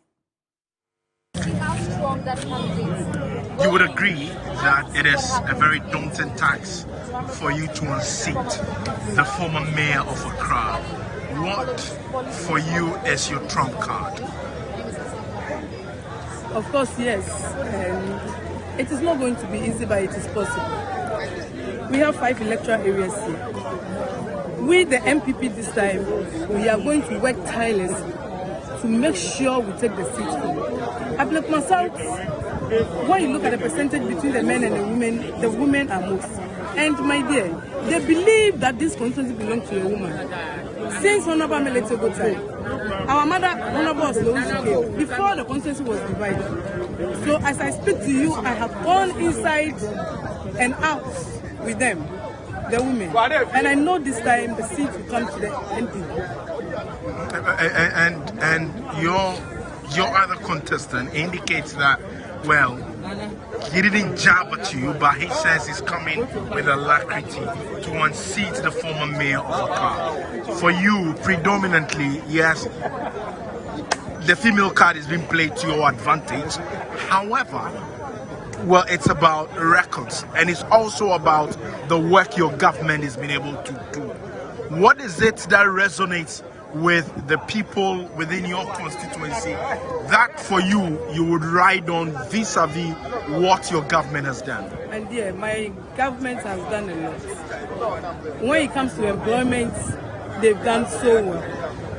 When it comes to the 3 SHS, which now our children are all enjoying. When it comes to Blekuma South, Chopper, to be precise, is a different zone altogether. So as I speak to you now, the free SHS is so important to them that even with that alone, we'll be able to win the seat here. Okay. What are your final words?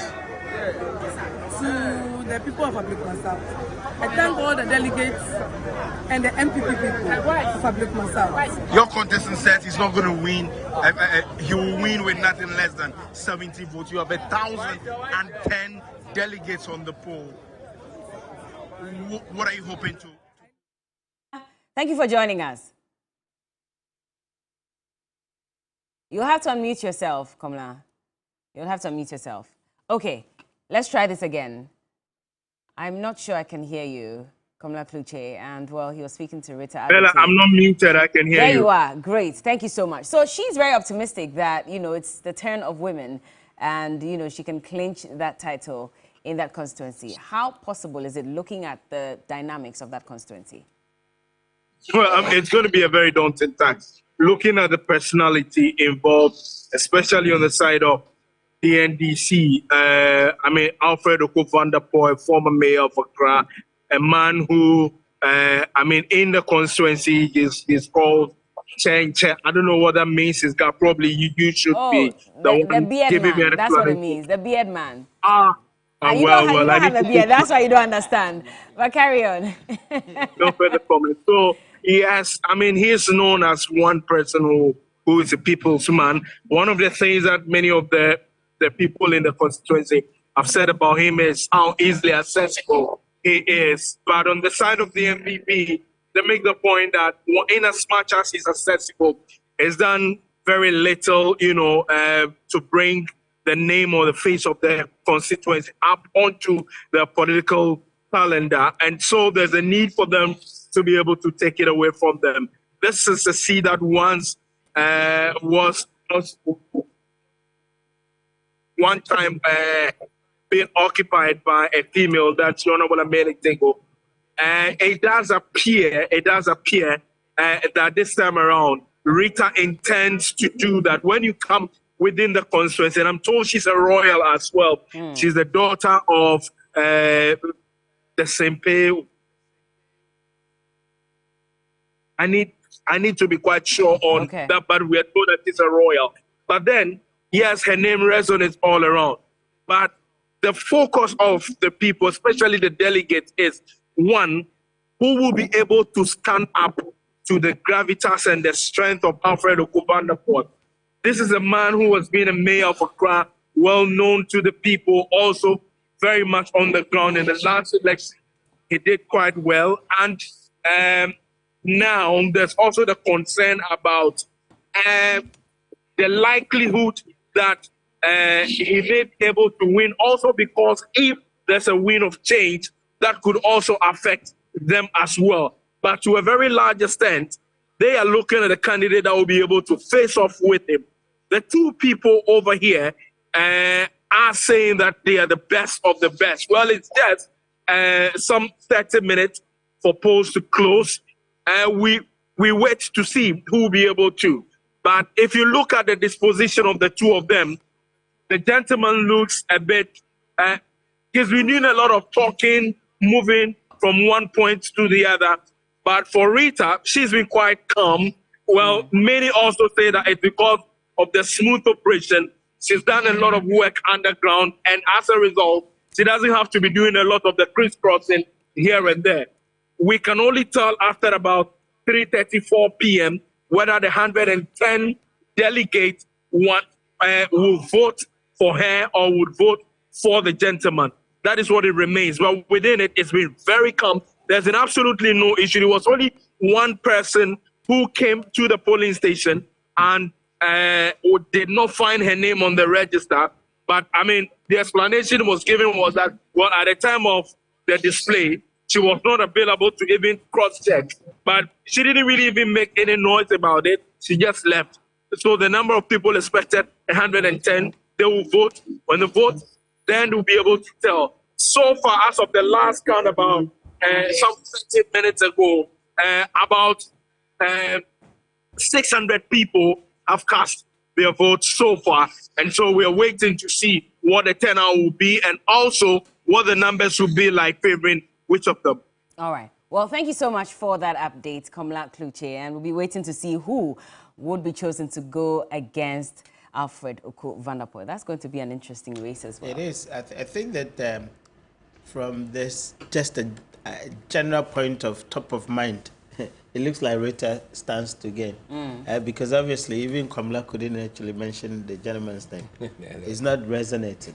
You know, from a position of analysis, when you're looking at brand's presence, I mean, if the gentleman's presence was very widespread, I don't think that the journalist would miss that. So, and that explains why he's shuffling up and down. He probably might have a certain weakness in his organizational strength. So I wouldn't be surprised if the Rita actually comes on top.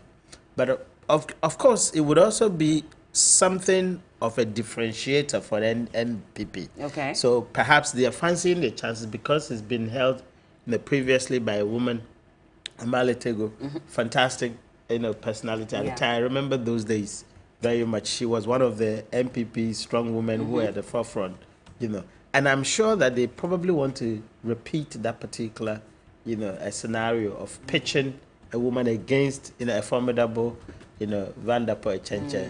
I remember there was a time on campus when I came first. Some people were referring back to Chenche. I didn't really understand. You didn't understand. Then later, somebody told me, "You look like." You're a member of the Chenche. Yeah. Okay. So I suspect that they would fancy that opportunity to pitch the gender card and see how they can come through. Of course, if it's all well and good to pitch a gender card, but you would want to look at the demography, all right? If you go into the 2020, is it 2022 or 2021, census? Okay. What's the demographic character of that particular constituency, and how would Rita really fare? Of course, being a royal adds to your opportunity because clearly there are some key people, and of course, girls like Ashantis actually adore the royalty. I mean, when it comes to my area, we don't do royalties. So when you're actually competing for Sekedi Takrady or any of these things, it's not about which royal. No, it's not. Yeah, but you see, the girls and the Ashantis hold royals in a certain manner. Yeah. So I wouldn't be surprised if that plays to her advantage, in terms of pitching against, this gentleman in the first place, and of course against Alfred Van der Poel. Come to the main. But in some of these areas, should they have considered allowing the women to go unopposed, just to show up the numbers? I mean, we have argued. I mean, I just finished coaching about 16 women PCs, in Senchi. They've been on 6 months, both NPP and NDC. They've been on 6 months coaching, and there had been the argument. And I remember very well when I came into the country some time ago, 2014. There was an argument about an affirmative action where these two parties must set aside a certain number of people for women to actually contest. Obviously, people have argued that perhaps the women themselves don't seem to like it because they thought that it means you are debasing their competitiveness. All right? Okay. But I would argue that in any case, we must find a way of encouraging, not necessarily affirmative action, but even if you come to our schools, you don't see the women very interested in politics. And especially when it comes to the constituency.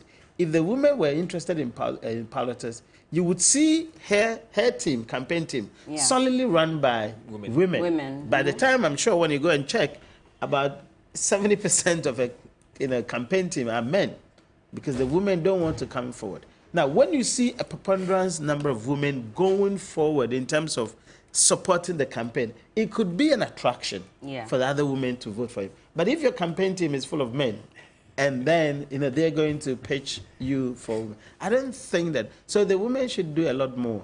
But I would fancy her winning. You'd fancy her winning to go against Chenche, and let's see how that can play out. Royalty with gender, I think that would be a powerful message.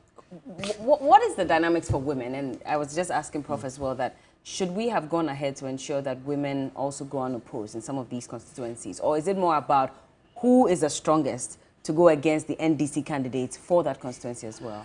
See, while people who want to promote positive and affirmative gender issues would discuss some of these things, when you come to national election, about winning the seat, it is about who the voters would prefer.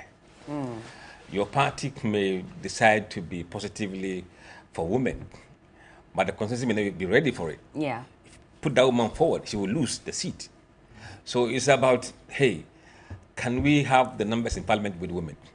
Certain women can certainly boost the numbers for you, but if you elect the wrong woman, you're going to lose the seat. So we have to just encourage the women to take part in grassroots participation from the grassroots, and then help them growing up, and then they become that kind of formidable that the men can be. But on their own, and their gender alone, that will not be sufficient. It won't be. But you see, okay, you want to come in. I think that in some constituencies, put men or women, they will lose. Yes. Some constituencies, put men or women, you will win. Yes. I think that the political parties must do some kind of inoculation, trying to train the voters to come and like, a certain gender group. So if you do the calculation, you realize that, well, this place, put man or woman, you lose, and you probably want to put the woman as a way of training the people to become, likable, to women, for them to contest. So for me, we still need to visit that debate. What framework would be suitable, for us to do the political parties are all for winning. It's not all for winning. It's about development. It's about looking at. So at some point in time, although you may fancy your chances of going to unseat, that particular candidate, that particular party, you would also want to use it as a basis for, developing some kind of human capacity. Maybe when we have a chance to look at the Constitution again and want to promote that, then there could be some sort of proportional representation where you may reserve some seat for women and allocate them to certain political parties based on some numbers. There could always be a formula that you can do to promote that. There's always an option, but we have to look at it critically. I think that the women too had been too much of a inclined to women organizer kind of position. If you go to GIJ, for example, the POCOM that we do, a lot of women, even the SRC, they just say, I want to go for women organizers. I want to go for... So they don't want to try. Oh, but at the moment, I mean, they have an the SRC president who's female. Was in my class. Okay. Fati was in my class. Fantastic lady. And she was part of the POCOM that we do, which she was the vice candidate. Okay. So that's a fantastic case study. But quite a lot of them, when you go there, they want to become a woman, gender advocates and things like that. It's all well and good. But I think they have to venture.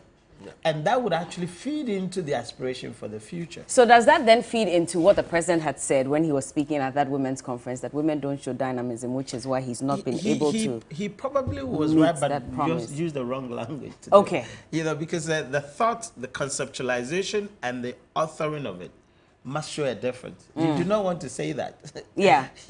So it's a good thought to encourage, but the way you string it, it's the point of emphasis. And that's why the lady was hard at him and said, you cannot say that. Exactly. You want to be politically correct. Well, let's look at Akwetia, because the popular Amase is coming back, and she says, Akwetia de Obiabwa. So she's coming back. Oh, I see Obanwa, not Obiabwa, Obanwa. And, well, we know what happened in the 2020 elections, even before that. The fact that there were some conversations about even her educational background, which is why they wanted a lawyer to be the one to represent. This lawyer went and unfortunately lost the elections to the NDC. Now she says she's coming back. If you look at who she's going against, so Ernest Kumi is one of them. He's the spokesperson for the education, ministry as well. And then we have Obindankwa Castro. These are the three people. What are her chances, especially knowing that she's won for them before? I know, in fact, when I went to the village some time back, the only poster you see is Amase. Yeah. She's a very grassroots person, resonates well with women, and she's a commoner. And this constituency is not an elite constituency. It's a farming constituency. Ordinary people going to Galamsey and doing their own thing. Yeah. I think she has a very good chance of winning the seat, winning the primaries today. I agree with Musa. I mean, that's Professor Lord Minster's area, hometown. And I've visited almost like 4 times, and she's very much the person. So I think that if NPP fancy, getting back, it must be her. I think that it must be her. Yeah, because the other guys are not resonating. I have been there on a number of occasions. I think Lord is even there now, and you don't see anybody but her. All right, and you don't get a vibe that the other guys... No. I don't think that the other guys, although they might come from there, I don't think they really fraternized. You don't think so? Ernest Kumi says he's been doing a lot of work on ground. Yeah, you could be doing a lot of work on the basis that you want to become an MP. That's different. Yeah. From that is you're pandering people. Yeah. But you want to be genuinely involved in the constitution for the people. And then you will do it when you come back and then say, oh, I've already got to what I want. Yeah. So these days, people don't buy that vibe. I must say it's very popular. It's very, very popular. And the husband, I understand, has a lot of influence in the constituency. I remember having a conversation with some of the people over there. I think the husband, is a tower behind her. And with her having been in that process again, I'm sure she's learnt a lot. And people have come to realize that it doesn't take lawyers to be in parliament to do well. No. Well, yeah. Akwetia showed us the way, didn't they? Well, parliamentary aspirant Collins Ni Ashite Olenu says that even though Dr. Bernard Okoboy is a household name, he believes that he has the backing of the grassroots to clinch the parliamentary candidacy and represent the people of Lejokuku come 2024. Take a look. Of course, yeah, I've done a lot to convince the people. like I said, I've done a lot to convince the people, and the evidence is everywhere. The evidence is everywhere. I mean, you find the victory sign everywhere, too short, too direct. And the name Nyashole has also become a household name. Everyone knows the name. Yeah, so I believe I've done a lot. Yeah. All right, so what should we expect once voting is done? So once voting is done, victory for Nyashole, jubilation all over the place, then the victory of the NPP commences from there. The unity that we need to break the age, especially starting from the Lejokuku, begins. Okay, people say that the people of Lejokuku are not quite certain; they are always swinging. What do you think you will bring on board to ensure victory for the NPP come 2024? Affability, easily approachable. The people want to see you and they know where to get you. You understand the people. A grassroots person, just like just the person that they know is. I am very, very close to the people, and among all the 4 aspirants, I'm the only one with a vote. I am a delegate. I'm a grassroots man. So I understand the people understand me. We reason at the same level. The people are able to reach out to me when they want me. Well, that's Nyole Nguyen. He says that, Charlie, he has the grassroots, and so he's very sure that he's going to win. I know, Prof, you have to go shortly, but just your final words on what he said and what you think. Yeah, I think that the Olenu had been one of the forefront people for a long time. I've heard his name on a number of occasions, but I think that this time around, the constituents have come to like Okubo. In fact, when he lost his seat, I mean, he was one of the things that people across the country, people felt that, no, this one was unfair. So if there was anything about protecting certain people in parliament, I think he was one of them. But clearly, you can't actually lord it over people. The people must exercise their constitutional right.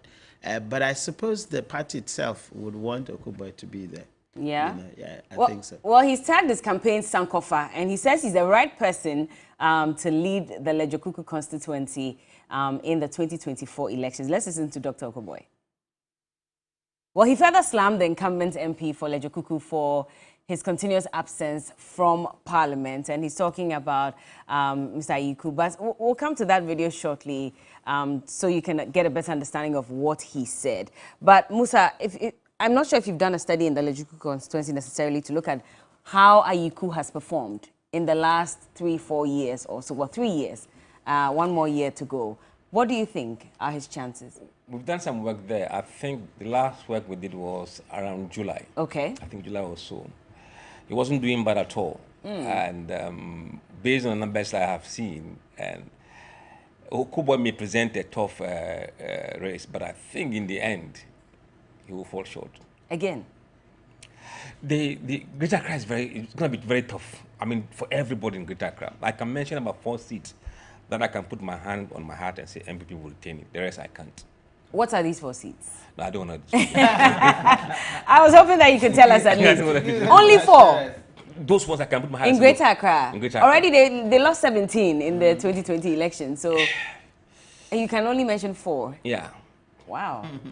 That's scary. Yeah, I wouldn't be surprised if this place is part of it.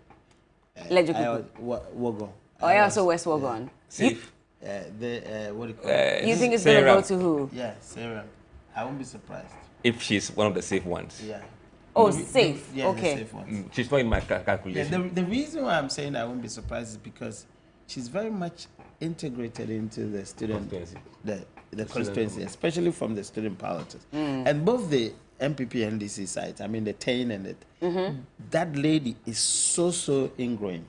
You know, and the way she's with them almost every time. And again, not to say she was in my class as well. Like you. Okay. You know, and so I know her. Yeah. She's very much, integrated into the system. And so it is a tough call for, what do you call it? John Dumelo. Yeah, if Dumelo really wants to unseat her, of course, he might target other places. you know, I don't know how strong the lady is in the other aspect of the constituency. But if you are strong on the campuses, you have a very good chance. That's the point. And so... And who is strong on the campuses at the moment? Yeah, it's her. She, apart from her, I haven't seen any other person who is so much... Almost every now and then she's on campus. And not only with the student, but with, you know, faculty as well. I think that she's done amazing. But John Dumelo was able to close the gap. Well, you know, in the 2020 elections. And so there have been conversation about the fact that if he was able to do that as a first-timer for himself, then anything could happen. But it was also early days for Serum as well. Yes. It was also early days. But that's a stronghold of the NPP. So automatically you'd assume that it would go to the NPP. I think John needs to do a lot of work. He's not done enough yet. Musa, I'm not sure. Okay, what do you think, Musa? I also West Wagon. We've seen some early signals. That will be a tough race. I think last time the margin was about 2,000 or so. And I think at the time the students were off the campus because of COVID and stuff like that. Now they're going to be on campus. So as Prof said, any person that is stronger among the student population will probably win the seat. If it's Serum, then she'll win it. If it's Dumelo, then we'll win the seat.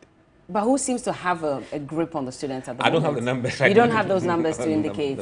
No. Well, that's going to be another interesting one. Yes. Let's wait and see how Ayawaso West Wagon is going to pan out, especially looking at the dynamics of John Dumelo and Madam Serum. But let's go back to Dr. Okoboy, where he is indicating that he's not impressed with Mr. Ayiku with regards to his absence in Parliament. Absence without leave. Ask the community whether they know where he is or they see him. His presence is zero. His impact is zero. And so we don't need any new package. Those who tried him have experienced him. They wouldn't go for him the second time. So what's your projection, your margin of win today? I have confidence that my team, the party, will win at the end of the day. My name will be the one that will be mentioned, but the victory will come for all of us. What's the indication to the NDC candidates watching you now? Oh, the NDC, they've been telling people that I'm their biggest headache.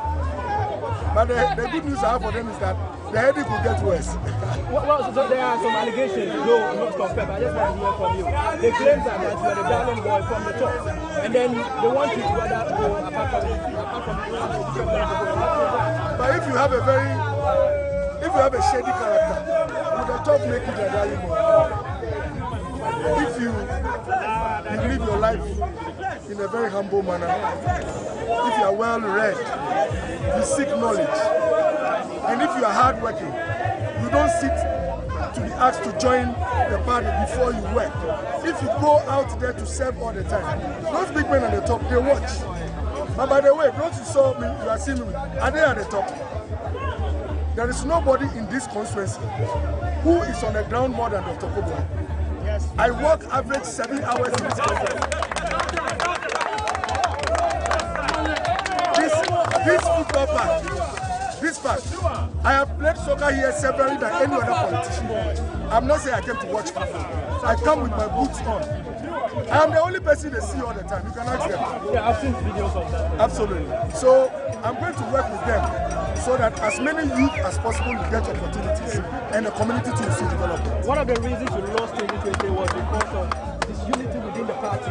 How do you intend to fill these cracks? Horses and chariots are prepared for that. No man can determine what will happen to us. If God says we are going to win, we will win. I always do my best to stay at peace with all men.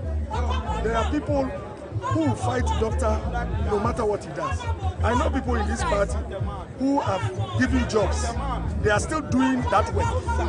I took someone to Kapoa. He still works there. He's a campaign manager for my own party. There is a limit to what you can do. You see what God will do after your efforts. Well, that is Honorable Okoboy, and well, he says that he's very sure that he's the man for the Lejokuku constituency. I'd like to say thank you to Dr. Kobi Mensah, Professor Kobi Mensah, who would have to leave us at this point. He is a senior lecturer at the University of Ghana Business School. But Musa Dankwa is still here with us. Let me cross over to Zoom, where Emmanuel Samani is on standby. He sent in those footages with that interview with Dr. Okoboy. And we're told that after you vote, there's a buffet table set for you to go and enjoy some meals. So it's not about just envelopes receiving maybe 500 cedis or 3,000 in some cases, like we've heard or has been alleged. There's more happening in Lejokuku. Emmanuel, have you had your lunch yet? Bella, I'm still waiting for voting to come to an end so I can also enjoy some of that buffet, because I tell you, it's not just about voting here at the Camp 2 Junior High School in the Lejokuku constituency, because there's a whole buffet set up waiting for delegates to indulge right after voting ends here. And so it remains to be seen how they are going to, share the food. I don't know if it's according to your who you voted for and then you come for your meals, but that is the situation here at the Camp 2 Junior High School in the Lejokuku constituency, as it's all about voting, whining, and dining here at the Camp 2 Junior High School, Bella. I see. And I'm sure that everybody is waiting in anticipation for that. But what was the mood like when Dr. Okoboy made an appearance at the voting grounds? But I can tell you that it was quite calm. It was a serene environment. But in comes Dr. Bernard Okoboy, and it's a contrast. It's day and night, and the people were just chanting his name, following him. The youth were pretty happy to see him, and it was just jubilation and ecstasy just by the mere sight of Dr. Bernard Okoboy, who came in there, and his charisma walking through, the people were just following, and you should have been here, as they say. And so it seems like he is the favorite candidate of the people of Lejokuku. But in the words of former Sir John, dear delegates, you never know how it's going to end up tonight. So until the voting comes to an end and the voting is counted and the ballots are counted, they don't know for sure if all that we saw is just mere drama, or indeed it actually is the voice of the people. Well, indeed. Have you spotted any of the other contenders there at the moment? Right. So I did speak with one of the contenders, calling me Achite Olenu, who is also a delegate. If you don't know, he's a delegate who's aspiring to be the parliamentary candidate for Lejokuku. And he says that he has risen through the ranks. He knows what the grassroots wants. He is one of them. And so there's a new face coming to represent Lejokuku come 2024. And he is the right man to lead the party heading into the 2024 elections. Yeah. Well, I was hoping that you'd show us that buffet table to see exactly how long it is and, all that. But we'll come back to you. It's just about 6 minutes to the end of elections in that constituency. And so I'm sure that counting will begin shortly after the ballot papers have been sorted out. So we'll come back to you so you can give us some updates on that. But thank you so much for coming to us. And that is Emmanuel Samani. He's giving us some updates on that. Duke Mesopoku has joined us again. And you're hearing there's a whole buffet table. Yeah, they decide when the people of Lejokuku do it, they do it in grand style. I see. Well, we hope that nobody comes to say that Oha or Moha or Flo, to which you gave rice, you didn't give us to. Because, again, if you look at the elections from 2020, that was the situation where, especially in along the coast, they were saying that he gave pans, he didn't give rice, he gave rice, he didn't give oil. It's a full buffet. Meal. So it's a full meal. Everything is available. Take what you want. Until they say, well, you didn't give us plates to take home after that. But what do you make of this? Voting would end in the next 5 minutes or so. Okoboy Cat's a very confident figure. It looks like he's done his homework very well. And I told I was in a constituency earlier in the week, and I'm told he really appeals to even the NDC folk, because there are some sentiments of dissatisfaction with their candidate. They say their MP Benjamin is not as vibrant as Okoboy is, in terms of even being very vocal on the floor of Parliament.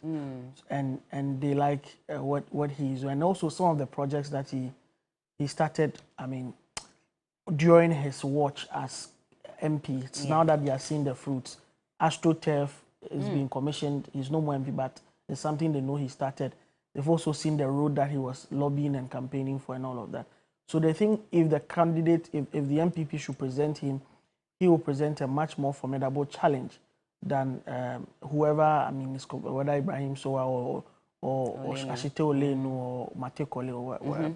So yeah, I mean, he declined that interview. I wanted to interview him on Wednesday. He didn't. He said he was doing his operations. He's learned from his lessons previously. But with the way he's confident today, speaking and tooting his horns, looks like he smells victory. Maybe home and dry. But of course, just a few hours away. So we'll see if the MPP has given him the nod again to face that. He lost by under 2,000. He lost by 1,866 votes. That's the difference between them. So let's see how it pans out. Anything could happen at this point. Yeah. But it's definitely a constituency to win for the NPP. I mean, they've in 2000 Akita, 2004 Nole, before the sports minister, the commentator. Nino Tedua. Yes. Oh, may he so rest in peace. He passed. Yes. For him. So I mean, it could be anybody's game. I mean, it just as it's been. It will know in the typical Ghana area. So the exception of it, you know that it's not really a done deal for any political party. They can change with the wind. I mean, they can change their minds. So same goes. I mean, just as they voted the NPP in 2016 and decided to vote the NDC in 2020, they could decide to vote the NPP again in 2020. For all decide to keep faith with Benjamin, which would be a rarity, a very for the Joko to maintain an MP and allow him to go for a second term.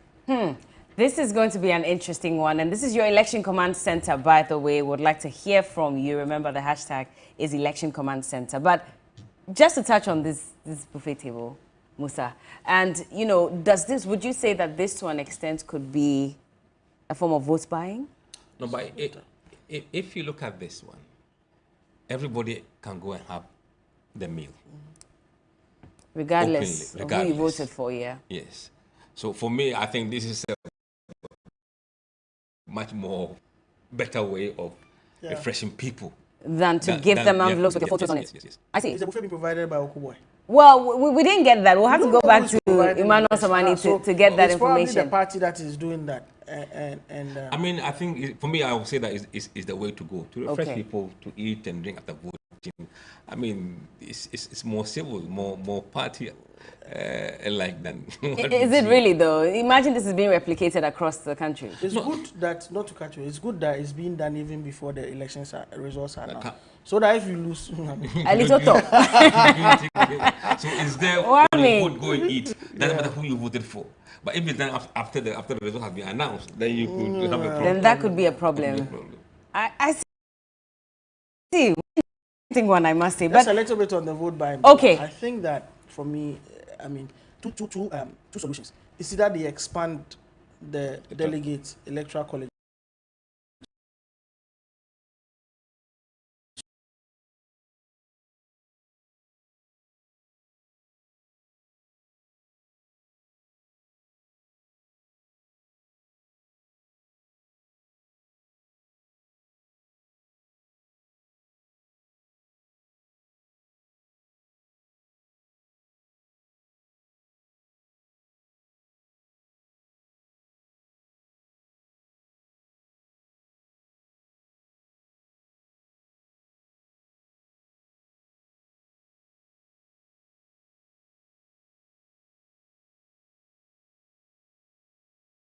So wide that you can't pay anybody, or transportation, or all of them expand the voting. I mean, what you call it, the electoral college, so wide that you can't afford to buy any pay people to come and vote for you. Otherwise, the danger is that we'll soon have a parliament that is filled with drug lords, with criminals, with people with all sorts of ill-gotten wealth. People who they are the only ones, yes, who will be able to have the amount of money to pay to get in. We're on our way to that already if it's not being addressed at the moment, you know. It's a sad reality. Exactly. But anyway, time check, it is 2 p.m. and that means that across the many polling centers, voting should end at this point to allow for the ballot papers to be sorted out and counting to start. And so we'll be updating you on that to let you understand. I mean, Komla Kluche is already indicating that, you know, as of 3 minutes ago or 2 minutes ago, it was a minute to the close of polls. But unfortunately, where he is at the moment, there still is a queue. And so there are some constituencies that will have to hold on a bit because there were some delays. In some cases, voting had to halt for a while because of allegations of double voting. And so we'll get you all the updates on that as well. But in the shot right now, you can see that there's some jubilation ongoing, even though counting has not even begun. Sorting has not started yet, but the buffet table has been set, which is why they are which is why they are dancing, I believe. They are sorting out the food before they sort out the ballot papers. Is it not interesting? What food can do to you? This dancing is not because of any candidate. It's about a party. Party before the election results are announced. Very interesting. I guess you need to understand the constituency to know what they really want, right? It's important. Okay, well, I don't know what you make of this. Do you think that this is right in the first place or not? Should there be a buffet like this happening? And this is just the primaries. If it's not coming from one, as you said, if it's not from one candidate and it's from the party, it's good. I mean, why not? We are making merry, unifying ourselves, putting together a strong, solidifying our base before we go and face the NDC. What is your problem? Okay. I suspect it's coming from Okoboy. I mean, the way he's in the shot. and the way the food is coming along as he enters the, you know, the free. This can only be provided by somebody who is. But if it were from him, you see I don't know, the women are wearing some branded shirts. I've not seen what is written on it. But if it's coming from him, at least there will be some, you know, some people are branding envelopes and things. Yeah. So if the buffet is coming from him, he would have branded, there will be some. But you're not supposed to go there with any branded material. I mean, usually when there's an election. Yes, but I'm just tells you how the NPP always releases guidelines and then how these candidates and these delegates flout the guidelines. You know, I'm not supposed to go there with any branded material, not camp delegates, not do so many of them. Long list. There are about 25 guidelines. They released it last week. Yeah. But we all see what's happening. What's happening? People giving out money in branded envelopes and people in. Do you trust Musa? Do you trust the leadership of the NPP to take up some of these allegations and handle them? I like how you're laughing. I'm just asking that. Do you think they will do that? You know, we haven't been brave enough as people to grab the bull by the horn. And we think around the edges and find excuses. So I don't expect anything to be done. Nothing at all? No. To the extent that it doesn't affect the results, yes. They will not do anything about it. It's gone with the wind. To the extent that it doesn't affect the results. Yeah, but you see, we go back to the presidential primaries, for example, for the NPP, where there were delegates who were saying, we've heard one party is giving 300, the other party is giving 400. We're going to vote for this party, but because of the 400, we'll vote for this person. These are, you know, stories that we captured. Yeah. And you haven't heard anything from the leadership indicating that we're investigating this matter. We intend to, you know, handle it to the... We have not seen the report that the Presidential Elections Committee presented to the National Executive Committee of the NPP. Who knows? The committee may have taken notice of some of these things and reported to them. But because that document has not been made public, indeed they told us that it's not a public document. It's something for them to be, something for it to be consumed by them internally. I mean, if they had done that, we would know whether some of these things had happened and whether they are taking notice of all of these things. But at the end of the day, they are the politicians are the one involved in the political enterprise. If it goes very bad, I mean, it will not affect all of them. It would affect all of us. That's why we have to speak up. It's not right. I mean, previously we used to have these conversations and discussions and wraps. People will meet people, camp them in school and in school facilities, in buses, take them to grounds and pay them monies and the rest. We'll be calling delegates one after the other and the rest. But now see how it's been done. And you have candidates, and previously it was even done by, you know, you assign your hirelings and people to go and be hiding under the shadows and the trees. But now the candidates themselves, so they are now sharing the money and on camera justifying that it has come to stay. Let's accept it. Come on. But it won't just be the NPP. Of course, we saw it in the NDC. Saw it in the NDC primaries as well. That was in Grandstand, the one standing in the car and just spraying money like it was at a wedding ceremony. Yeah. You know, but I mean, that's how it is. And they were also, unfortunately, they were also quiet about it. We only heard of the special prosecutor when it had to do with I don't know if because that was a national position, DCE, and because maybe because he also how violently he was demanding He was demanding his money after they didn't vote for him. But maybe that's why the special prosecutor knows to do. But all of this, and I agree with the point that Professor Kobe Mensah made earlier on. The Electoral Commission, you know, they are supposed to police all of these. At the end of every year, they are supposed to take audited accounts of the political parties. They are supposed to take notice of a number of all of these infractions and decide whether they are going to license political parties to continue to be in good standing in this country or not. But at every point, it looks like all they are interested in is nomination, vote, count. That's it. The conduct of the political parties, the enforcement of the political party financing rules, campaign financing, it's just been thrown to the dogs. People do what they like, you know. And I thought, I mean, with political science like Dr. Bosman and co going in there, things would have changed. But we've not seen any change in the last few years. Because it's not just about supervising elections. The Electoral Commission's mandate goes beyond that. They have to take the ancillary mandates as well, very, very important. Political party finance, now the parties conducting themselves, do they have presence all across the country? Are they truly national politics? We have over 30 political parties.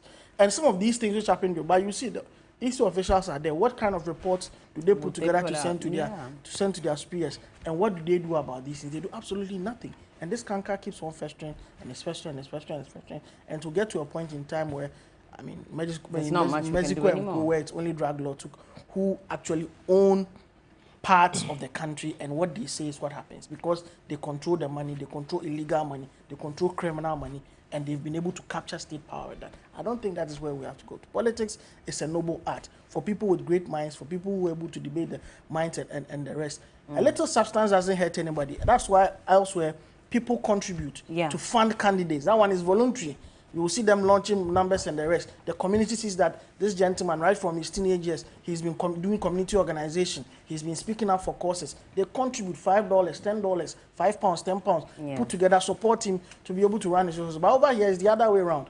The delegate rather has to come with a box load of money like we saw in Ablekuma Central. But that's why there's the conversation about having candidates sponsored by the state, so that we don't have these issues of who has the most money to invest in their candidacy, etc. But we'll come to that. What would be the kind of politics? Okay, well. You hold on. Let's go to Christopher Mwako. He's bringing us some updates. Hello, Christopher. Thank you for joining us again. Yes, so Bella, here in the Salaga South constituency, as can be seen in the background, sorting is underway, and in a bit, counting will be done. Out of some 631 delegates who were expected to be part of this process, some 621 of them have been able to go through the process successfully, and right about now, sorting is underway for counting to begin. Well, it has begun. Well, we do hope that you can bring us some updates on that in a bit. And so we'll come back to you again when the time is right. Just let us know what the results would be. All right. And like we said, voting has ended in some of the polling centers across the constituencies. There are a few, however, that may be delayed as a result of some challenges that they faced earlier, leading to the need to halt the voting at one point or the other. And so we'll bring you the updates on that as we proceed. We'll cross over to many more of our correspondents on the ground so they can also update us. But the issue about having the state fund political parties, you are shaking your head. That means that it's not something that can happen or you don't think it should happen. We have a lot Musa. We have a lot of problems that needs addressing. People are living in squalor, right? Life is tough in many, many places in this country. Schools are under trees. Right? I think the best way to kill that phenomenon is to have a law that expands the base of every party. So you don't have a smaller pool of people that you can influence with money. Putting money into political parties to run what they are doing, I mean, unethical behavior we've seen among them, I won't support that. But the smaller parties have indicated that they are for this because then it creates a level playing field for them. Because it's about who has the most money, which they clearly do not have. We need to create political party funding laws that pushes more of contribution of the people. Right. Contribution to fund the party and set a cap for individual contributions. Then they will be forced to go to the grassroots and hand in cap, look for money. When you put up a budget that shows that this money came from X and the funding limit is Why? You have to go to, people have gone to jail in the US. For exceeding the... For campaign financing. So we have to be tough. Properly speaking, Bella, you know that these activities, they are supposed, every card-bearing member of a party, you're supposed to be paying dues. Dues, yes. So properly speaking, all these activities are supposed to be funded by the dues. Delegates. Of the delegates. The delegates, the same delegates who are taking 300 and 500,000 cedis, 2,000 from people. They are the ones who are supposed to be paying dues on a monthly basis to be able to fund the activities of the party, including this. How well have we done when it comes to state distributing resources for political activities? You know, our constitution talks about the state broadcaster giving fair and balanced coverage to political parties. It took a court decision from, the NPP and GBC, that case, for us to have that even being enforced. It had to be enforced by the court. So even with coverage for political parties, we see where it went to before it would be. How much more the state itself financing, giving money to people. You think that if I am NDC or I am MPP and I'm in power today, and just the same way government in power controls the state institutions, I will allow you to send money to NDC, give them the money that the state is supposed to give them. So it won't happen. Same thing that's happening with what do you call it in our district assemblies. Allocation. The allocation of common fund. The state, through the district assembly common fund, advances some monies to the district assemblies. Yeah. Part of that is supposed to be given to the MP as the MP share of the common fund for developmental project. Is the #1 source of conflict between DCs and MCs, even those from the same party, especially when the DC starts nursing parliamentary ambitions of his own. He ensures that he staffs the MP of common fund so that his people will say that the MP is not doing anything. Well, it giving gets worse when the two of them are from different parties. I'll let you hold on. Grace Hamonasari is on standby as well. Hello, Grace. Hello, Grace. Can you hear me? Well, she'll be giving us an update on whether voting has ended in her constituency. Grace, can you hear me? Okay, I don't think Grace Hamonasari can hear me at the moment, but as you can see, voting clearly has ended, and they are sorting the ballot papers in order to enable them to start counting. I believe she's ready now. Grace.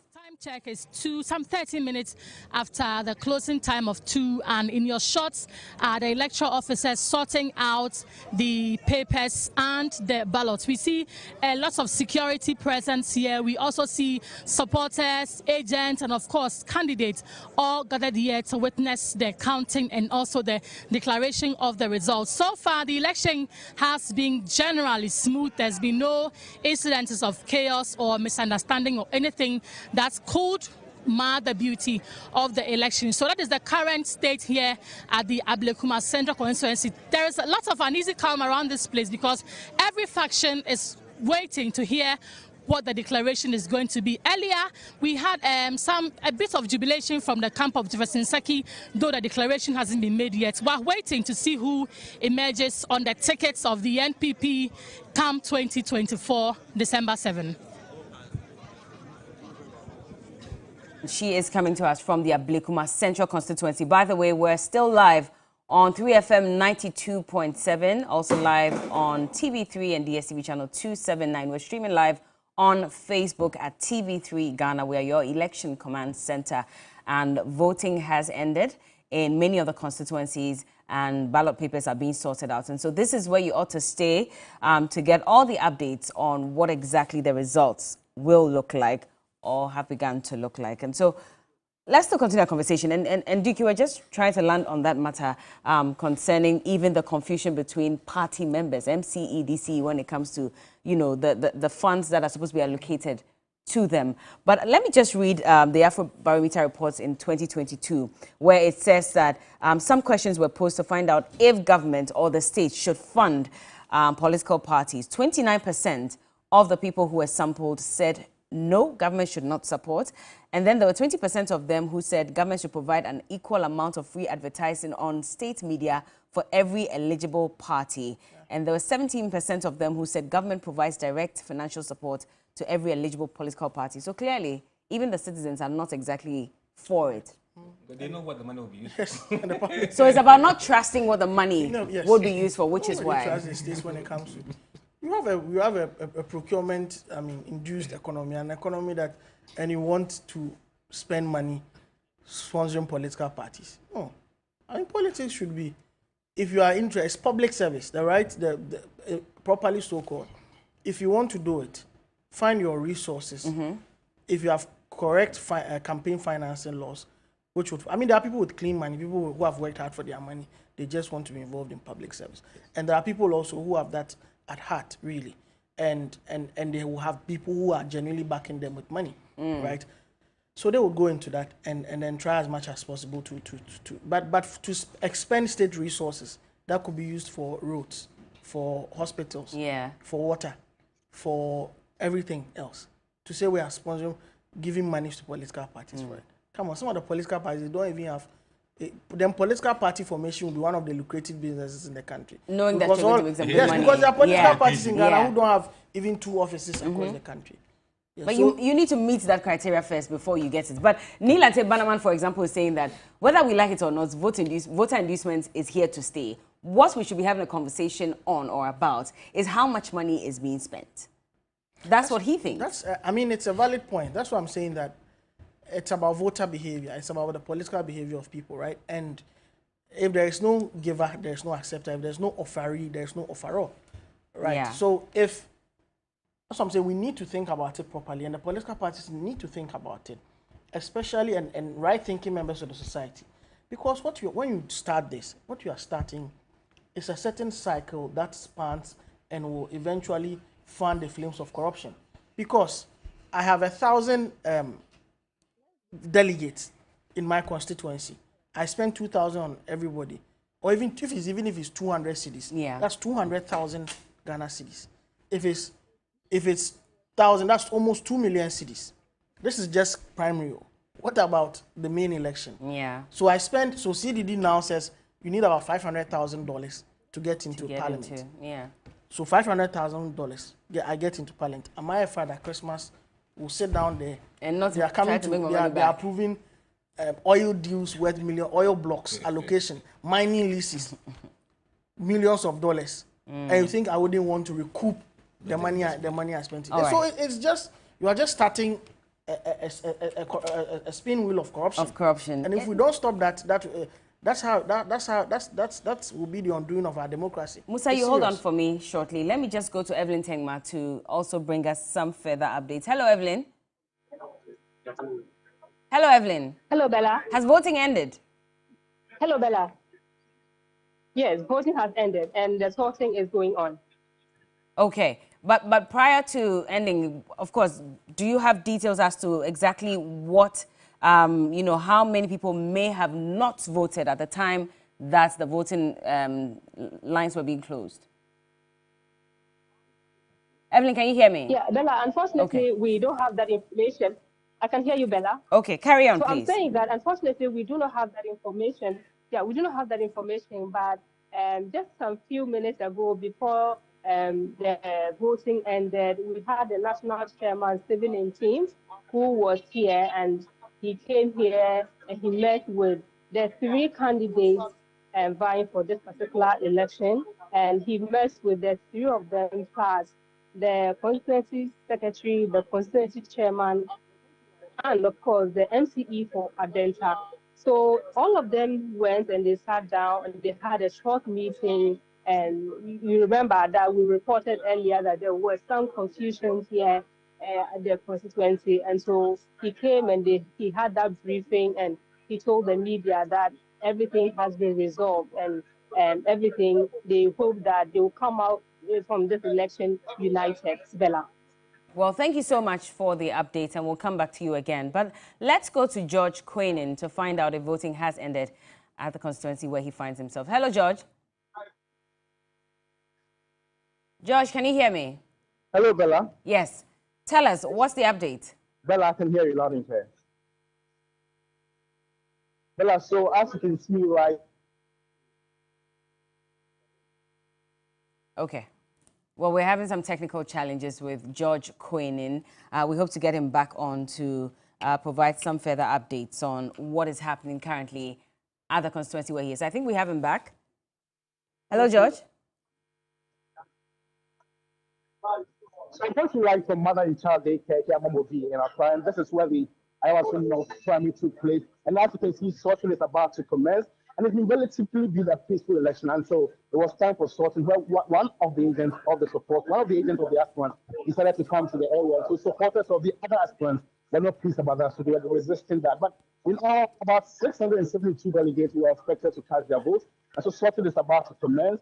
And like I mentioned before, it's a stronghold of the NDC. And so whoever wins this very primary will be contesting the Chief Jaja, who's the incumbent, NDC MP, because the party has been changing to be the parliamentary candidate for the 2024 election. So we're going to take a lot of work from the part of the NPP to ensure that they snag the seat from the NDC. So from 2012, 2016, and 2020, these elections that take place in this very constituency have been won by the NDC. And so sorting is about to commence. Ella, this is the current situation here as I also know. All right. Thank you so much, George, for the updates. But Musa, coming to you, what would be the biggest shock in terms of who could lose the potential candidacy for the party? Because we haven't done any work with regards with the NPP primaries, I don't want to speculate on anybody within that will shock me.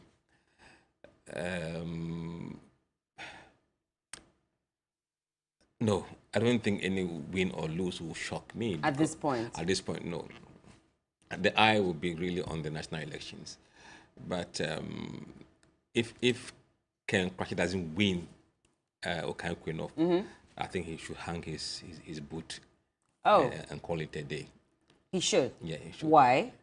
He's been there all the time. Yeah, he's been there for quite a while. All the time. So if he doesn't win Okai Quinoff this time around, I think he should. But the NPP chairman will tell you, he tried, 20 years before he became the chairman of the party. And so if anybody wants to hang their boots, they should also keep trying. You never know. You see, Parliament is not the same as party chairman. And see, party chairman, the older you are, the more they see you as a potential good person to be the chairman. Because chairman, somebody must have some kind of diplomatic flair and experience, you have network. But the MP is not the same criteria you use to select the MP. So you cannot link the two? No, you can't link the two. Not at all? Not at all.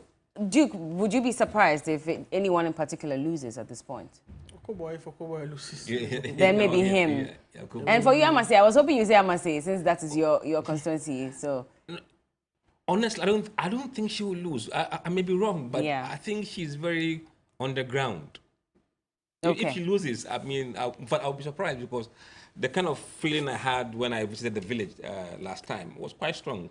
You could only see her posters everywhere. Amase. And she's been a grassroots person, very down to earth, coming from, we began from Bodia, coming to Sechikrom, coming to Topramai and Apramai, Junase. She's everywhere. She's everywhere. All right, let's go to Mawina Egbeta now. Mawina, hi, welcome back. Hi, Bella. Yeah, we're back. And so voting has now ended. Sorting is currently underway. They're just finalizing details at that particular polling station because that was the polling station which delayed the entire process because there were individuals in the queue after 2 p.m. But the delegates are massing up, it's getting a bit tense in anticipation of the sorting and counting here. And they're trying to the police is trying to make room to bring in a tent to allow for the sorting and all of that to happen. But that's the current situation. Voting just ended a short while ago. They're trying to bring in a tent so sorting can begin. At this particular polling station, they've been able to finish that entire process, and so they are waiting just briefly to allow for counting and all of that to take place. It's a keen contest between two individuals, Manaf and then Nilante Bannerman, who have been pacing about the polling station and voting area also. We reported earlier that there was some halting voting under lights. All of that was resolved. The last one, which when I came on earlier, was in relation to whether or not someone would be allowed to vote. But after the back and forth, the agreement was that the person be allowed to vote, and so that was trashed out as well. But right now, we're just waiting for sorting from the EC officials to begin, and then we can begin counting and see who eventually emerges victorious. Manav Soa, I've seen him still at that last polling station where they are trying to sort out a few details before sorting and counting can begin. I've seen him in his Batakare. Who I've not seen is Bannerman at that same spot, but they're just trying to trash out a few more of those little niggling issues to make way for sorting here, Bella. All right. Well, thank you so much for that update as well. And we will get back to you again. But Christopher is on the line. Hello, Christopher. Okay. Well, we'll try and connect with Christopher. But let's take a look again at the, let's take a look at, let's listen to Stephen and team when he talked about how he's been there for quite a while and it took him a number of years to become the chairman, which is why others should not give up. I should be asking you. There's no confusion. There's no confusion. Let's go.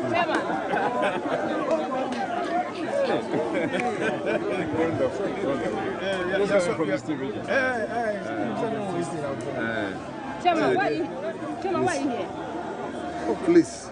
He's here because I'm here for the same reason that you are here. Yes. I'm here to report for the elections. Yes, I came into, I heard about some scuffle going on, near scuffle going on in this constituency.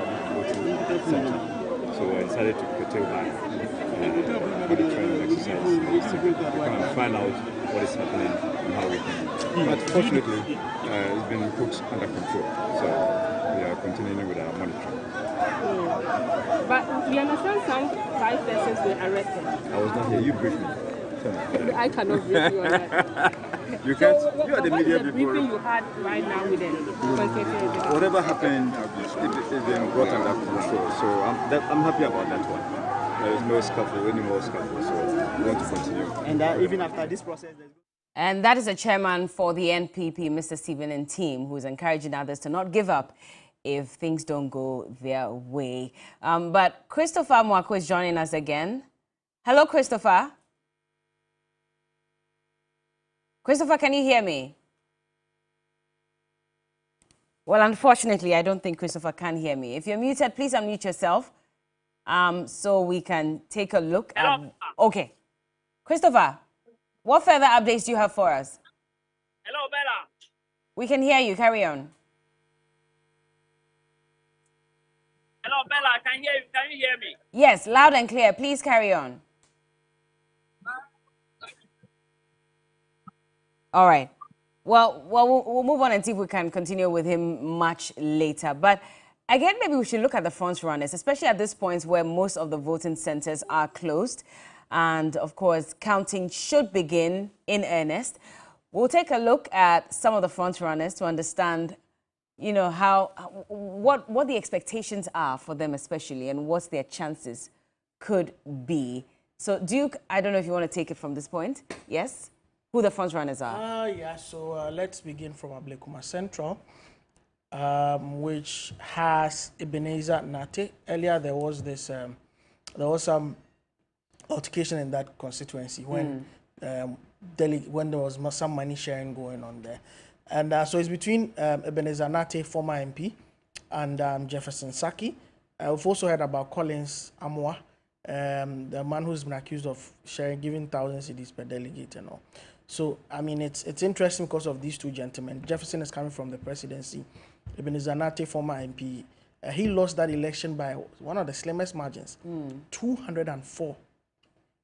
Less than just 204 votes. That was the difference between himself and Abdul Latif Dani, who won the election for the NDC. So Ablekuma Central is one of the places to look out for. And if he wins, he'll be coming up against the same person, Abdullah Dan Latif, for the NDC in the Ablekuma Central constituency. I see. All right, so Adenta, the famous Adenta, we're just coming from Adenta, and that's Kwesi Obionfosu, is former PRO of the Energy Ministry, Obin Penate Winfred, and Akosia Amenu of the National Youth Authority, Kosi, they call her popularly. So these are the people in the running, in the gunning for the Adenta seat. And they'll be coming up, if whoever wins will be contesting against Adamu Ramadan of the NDC, who won that election the last time with he won that election with over 19,000 votes in terms of the margin. The famous Akwitia, yes, where I must say that is Messi Dujanfi, and then there is Obeng Dankwa Castro and NS Kumi. NS Kumi ran the election the last time, but lost to Henry Boachi Yadom Okoyo, popularly called Okoyo. That's the current MP, and he will be running. He also won the NDC primary. So whoever wins, NS Kumi, Obeng Dankwa Castro, any of them wins, will contest against Henry Boachi, popularly known as Okoyo. Yeah. And then at the heart of Kumasi Asawase, interestingly, see, in 2004, that's when the Asawase constituency was created. You know how it was done? The electoral commission, there was Asukwa East and Asukwa West. They put together these two constituencies and created 3 out of them. So they created 3 constituencies out of 2 that were emerged. Yeah. So we now have Ofori Krom, we now have Asukwa, and we now have Asawase. The NPP has 2, that's Ofori Krom and Asukwa. NPP has 2, that's Ofori Krom and Asukwa. And then Asawase has always gone to the NDC since it was created. Yeah. Yes, and they are hoping to win that seat. All right. So, Jaman, there's Michael Ernest Ansah. There is Paul Asari Ansah. Pius Enam Paul Ansah used to be with the Ports and Harbours Authority. Pius Enam Hajide, National Youth Authority. And then Nana Abrokwa Akwasari with the National Premix Secretariat. And yes, so between these 3, that's where the battle is. Yes, we are having some reports from that constituency on social media, but that's not something we can read about one of the candidates winning. But we'll trust our correspondent to bring us the exact results from there. And Ayesuano Aida Adresi, who says the only female, the head of the pack, and should be voted for. Boatin Adonai Kingsley. There's Ayepe Samuel, who was in Parliament for some 3 terms, representing the pool of Ayesuano. Then there's Marco Krekumante, who says his brand is really strong and that can give a lot of headway to the Ayesuano constituency. And then there's Ado Ernest. Yes. So these are the men. Interesting one also, Bumpurugu. Sule Sambian used to be the regional chairman in the Northeast region, and he's the CEO of the Northern Development Authority.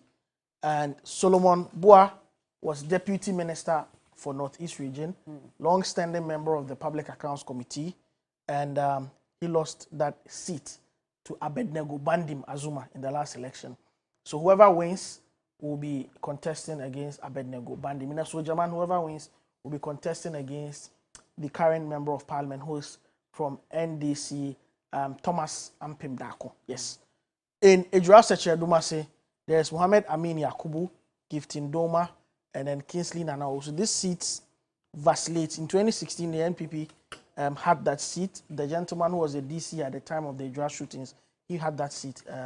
Suraju, that's his name, Mohammed Suraju. All right. And then now, whoever wins will be contesting against the current MP, Brahma Bawa. Right. I'll let you hold on. Let's cross over now to the Ashanti region where Evans is on standby. Hi, Evans. Hi, Bella. All right. Where are you at the moment? Well, Bella, so I'm here at the Edra Agri College, and this was the polling center for the NPP Edra Sechedumase constituency primary. As I'm talking to you now, voting has ended. Of course, as you can see, sorting is done, and now they are doing the counting. So they just started. And I mean, it's pretty tense here. I mean, you can say that stakes are high. Let me just tell to the number of people or supporters who are here and I mean watching with keen interest. And of course, here the agents are also watching with keen interest. So counting is currently ongoing. Generally, it has been very smooth exercise right from 7 a.m. when voting started. The police have been very heavy on the ground, ensuring that this particular exercise ends without any hitch. And exactly, so far so good, what we have witnessed as far as Adra Sechedumase is concerned. I mean, few minutes to the end of the exercise, there were some emanating skirmishes, but the police were very swift in quelling or neutralizing these skirmishes. I mean, some individuals who were not necessarily delegates had wanted to also go through the process, but that was also prevented by the police. So as I'm talking to you now, there is total order. The atmosphere is quite harmonious, and now the counting is currently ongoing. So 3 aspirants will soon know their fate, who leads the NPP in the Adra Sechedumase constituency into the 2024 parliamentary election. Is it going to be Mohammed Amin Yakubu? Is it going to be Gifty Ndoma? Or it is going to be Kingsley Nana Owusu? So, but it's just a matter of time. But now, I mean, stakes are high as counting continues unabated. How important is it for the NPP, for example, to choose the right candidate who will go against the NDC, knowing that history has not been too favorable to them? They've only been able to win that seat once. Absolutely. It is so important for the NPP to choose a candidate, and I mean, a winnable candidate for that matter, because since 1992, the only time the NPP won this particular seat was in 2012 when Salisu Bamba won the seat. But let me tell you one interesting thing about this particular constituency. So in 2012, when Salisu Bamba won the seat, of course, he lost in the 2016 election. Yeah. He was made the municipal chief executive. Some of us were thinking that he will leverage this achievement as the municipal chief executive to stage a comeback and win the seat in 2020. But that did not happen. Brima, who was the MC in the elsewhile, John Dramani Mahamad's administration, leveraged on his achievement to win the seat in 2016. So between the two of them, is you are going head to head, and by virtue of the fact that they've all occupied, the office of municipal chief executive, then perhaps we say Brima, who is currently the member of parliament for the NDC, or for Adra Sechedumase on the ticket of the NDC, probably will be enjoying some level of, edge over Salisu Bamba. Well, I'm not surprised that this time around he did not contest, and many are of the view, maybe because of where I am, I wouldn't want to state the position of the people who earlier engaged me, but they believe that a winnable candidate will definitely give the NDC a show come 2024. And exactly what they are looking forward to. Look, Adra, well, maybe if you want to go back to 2012, you say that some way, somehow, it was becoming a swing seat. All right. But if you look at the number of times the NDC has won, then you say that it is more or less invariably becoming one of the bona fide political properties of the NDC, but never say never, Bella. Thank you. Thank you so much, William Evans Nkum, and we'll come back to you again when counting is done. But let's go over now to Chris. Christopher Marcus joining us via phone. Hello, Chris. Hi, Bella. All right. We couldn't connect with you on Zoom earlier, but you can give us the updates now. Has counting started? Yes, so for the Salaga South constituency, counting has ended, and the former member of parliament for the area, as well as the first ever Savannah Regional Minister, Adam Salifu Brima, has won the elections. He polled 419 votes out of a total ballot of 621. his opponent, Ali Zakaria, pulled 199 votes, and there were 3 rejected ballots. So at the end of the day, the former MP has been declared the winner of the election by the Electoral Commission. Bella. Okay, well, and I'm sure that you'll be coming to us with some more numbers for the other constituencies. So thank you so much for that update. But let's go to Asawase now, where Ibrahim Abubakar is also on standby with some updates. Hello, Ibrahim. Hello, Bella. All right, so I can hear in the background that counting is ongoing. 76, 77, exactly. Counting is ongoing, but at the moment, Manaf Ibrahim has won because contestants or aspirants number 1 Zainab has secured 229. The second one, Yusuf Usman, has secured 9 votes. And currently they are counting that of Manaf. And as we speak, he's over 500 votes and still counting. So that's how come these people are excited. The party executives have called for all the 3 aspirants to come so that they will all declare their support to whoever emerges victorious. So as you can see on your screen, 3 seats have been reserved for them.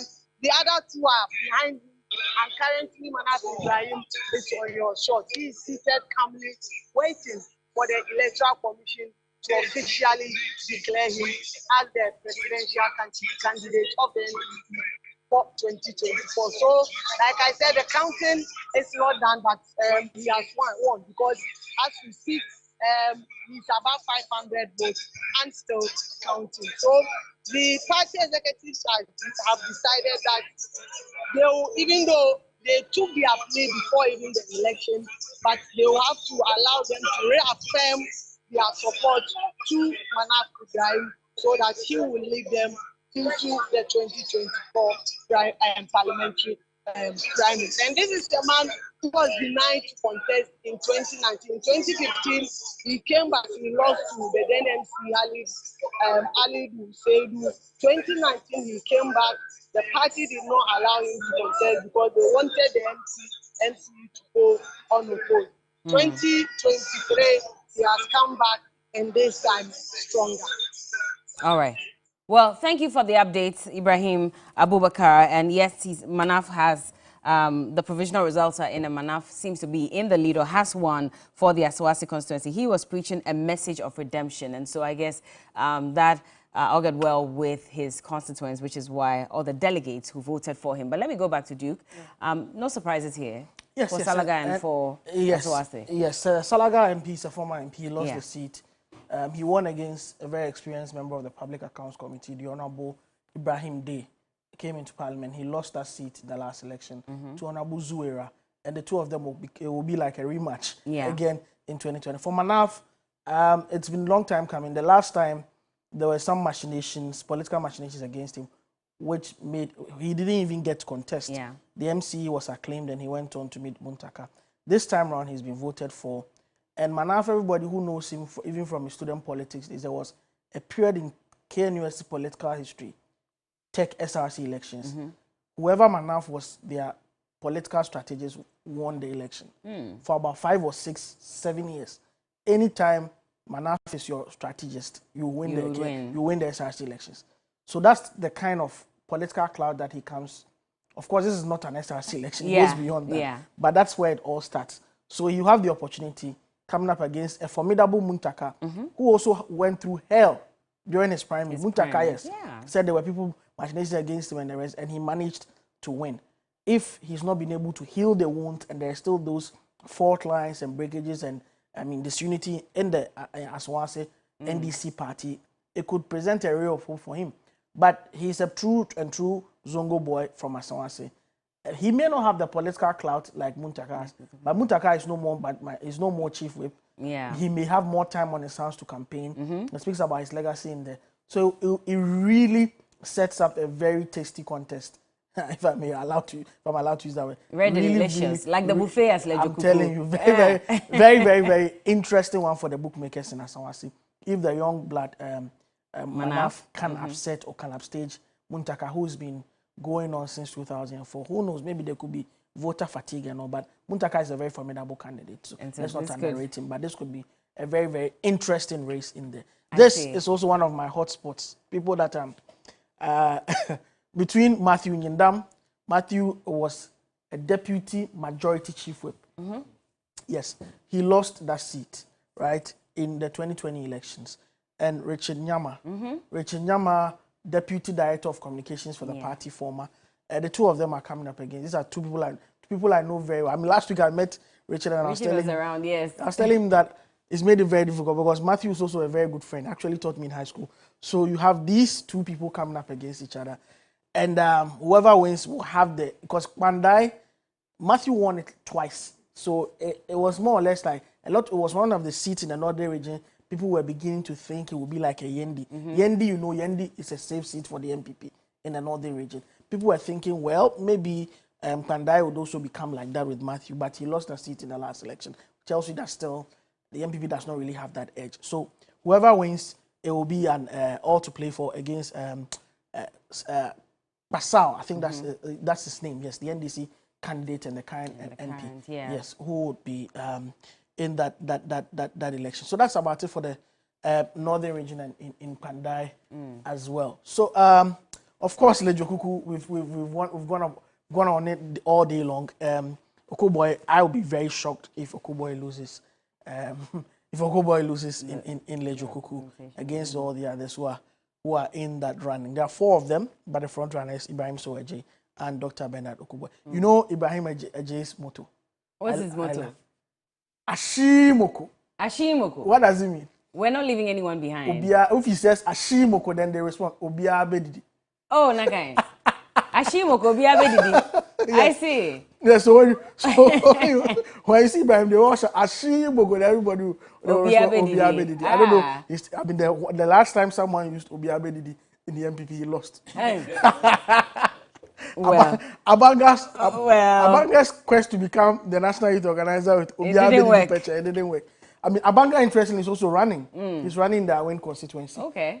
Whether if it didn't work for him as national youth organizer, maybe his quest to go to parliament will work. So this is Nalerewu Gambaga, one of the seats also MPP felt very comfortable with that they lost.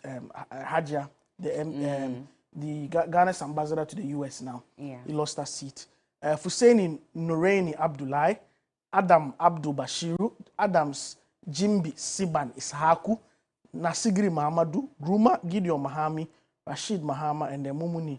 So anytime you see like 7 people, it means that it's a very open race. Everybody thinks that they have an opportunity to win, especially with the colossus like Haji Ali Mahama living, not contesting. That whoever wins will have to contend with the incumbent NDC member of parliament in that constituency, Nalerewu Gambaga. Interesting one, I must say. Yes, and the big one for me, for my money, this is the hottest race in Greater Accra. Nana Dokuyama, will that work? You know, Fuseni Issa, will he be? I mean, he's one of the people that I would say has been very faithful in communicating for the NPP. Even though, I mean, as someone who worked with, he cut his teeth in his investment banking. Chartered accountant, worked in the UK, and he worked with Ken Oforiatta. So a lot of people were saying that we're thinking he would have at least been given one of the financially related positions, even something related to the state agencies after he lost the election. But he didn't get any position. But he still communicated very faithfully for the party. And let's see if he'll have that shot to come back. If Yakoto NYA, no, I said NYA, Maslow, yes. She's been there. The interest in the issue of even her marriage has become well, she has responded, and she says her marriage has ended, and so now they can't use that against her. Yes, you know what? He was married to Chief Baini. Yes, for the NDC. Yes, former organizer of the NDC. And then there's Ken Crunchy, who my good friend, who Musa Danko has a word of advice for. But Ken has been running for us. He ran with Kwacho Saki, ran with Fuseni. So Fuseni has been him like twice already, and then he has an opportunity. So yeah, maybe, I mean, and recently he didn't. I mean, you know, he was seeking to make President Mahama not run again with that Supreme Court matter. He lost that as well. He was torn. So, I mean, I don't know if he will win today to make him happy or it will be a string of losses for Kenneth J. Crunchy. Well, because of the concerns he has raised, let's see if he would go to court on that matter as well. I mean, those concerns for me are very, I mean, he's an experienced Let's move on. Let's move on. They shouldn't have done that. Salaga South, Zakaria Ali Dusali for Adam Brahma. Adam Brahma getting the opportunity to go back to his old seat, see if he can win it in Salaga South. Yeah. Savelugu, Mohammed Abdul Samad Guno. This Savelugu was also one of the hotly contested elections. In fact, it even went to court. It was one of the contested cases in court. Mohammed Abdul Samad Guno, who was the former MP. I remember when he was in Parliament, he was the chief imam for the Muslim caucus, Samed. Yeah, and Fatah Abdulaziz County. So whoever always gets to contest the incumbent, if Samad is able to win the national elections, he then takes back his seat. He becomes one of the I shall return MPs, those who lose and then they come back. Yeah, so Savelugu is also interesting. Then Setra Fram Plains, Hamidu Sulemana, George Akom, and they will have to contend with, I mean, the NDC election in Setra Fram Plains presented a very, very interesting one. The uncle and the uncle and the nephew. And fight. the nephew. And then now we have whoever wins will get to meet the one who won in that primary in the NDC earlier in the year. So that's Ashanti Setra Fram Plains, one of the seats that Felix Adomako has really made it very comfortable for the NDC to win. Also because of the dynamics close to Kumewu. But at Fram Plains, it's a lot of you have a lot of settlers because of the farming that goes on there, which then contributes a lot to the NDC voting bag in that area. Yes. I see. Well, thank you so much for that, Duke. And while the results are trickling in, we're seeing quite a number of them already coming in, and we'll be updating you as and when we have the clearance to do so. Like, I mean, he rightly said, Adenta is one of the constituencies to look out for.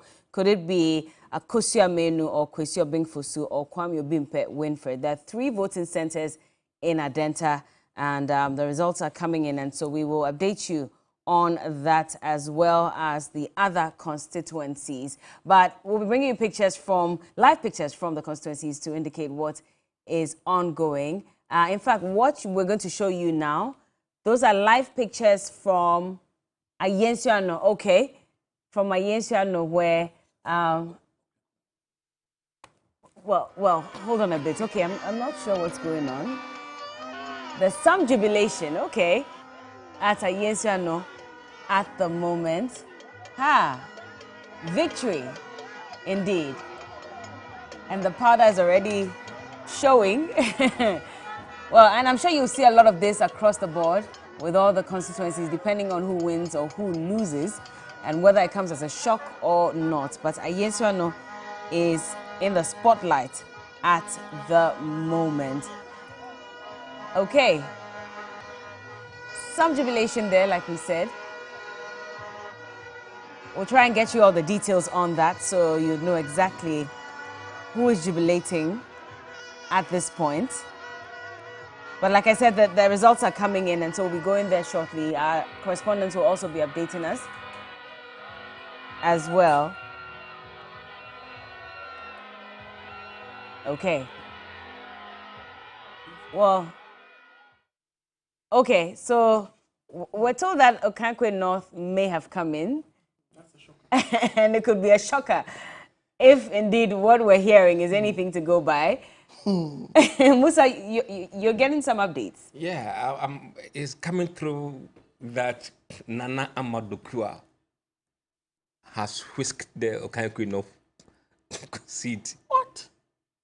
Wow. Yes. Have you heard from Fuseni Issa? No, I haven't called This is going to be a difficult one for him. Very tough. But a good one for her, if indeed that's the case. For her, I think it's a very good achievement. Yes. For her to leave the Kropong and come to Okankwe North and win it. She must have gotten some assurance then, because she had to let go of where she currently sits as MP. As Prof said, she has weighed that look. She has better chances down here than up. Interesting one. Uphill. So that would be one of the breaking news in the monumental result. Yes. I mean, I am surprised, but I'm not shocked. Why would I? I say so because if you know the quite well, even how, and she also won the Ekropon seat from a very experienced MPW Obuafo, was Deputy Defense Minister under Kufuor. And again, Dokwa knows the politics of resources. knows how to use resources to win elections, yes. And he's backed by a very powerful financier of the NPP. That's her father. So if you understand all of these dynamics and why, I think she probably did her homework very, very well in the constituency before deciding to pitch camp there. And yeah, I mean, her work will be cut out for her to ensure that she snatches the seat.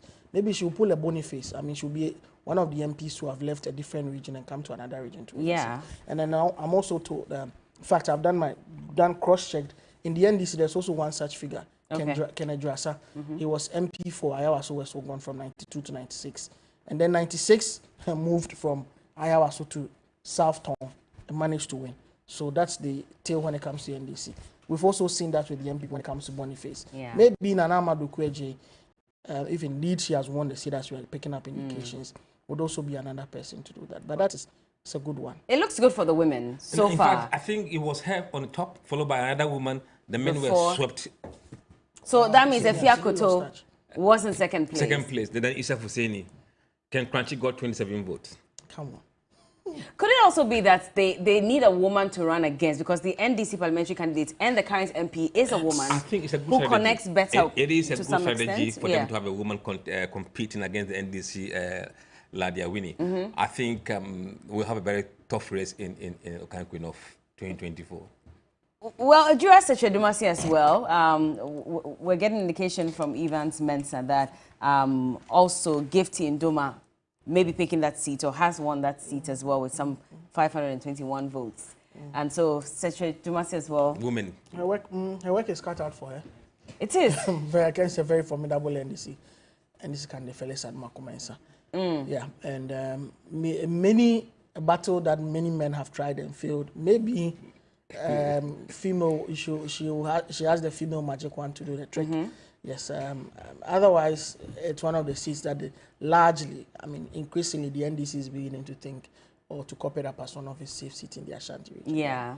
So, well, we're told that she has won with 521 of the votes. We're talking Adjura Sechedumasi. Also, votes coming in from the Adentan constituency indicates that Akosua Menu is in the lead at this point and could represent the NPP in that constituency because Centre A, we're told that she got 240 votes as against Kwesi Obing of 233 and Kwame Obimpe win for 2. Centre B, Kosi got 288 votes, Kwesi Obing got 197 votes and Kwame Obimpe 4.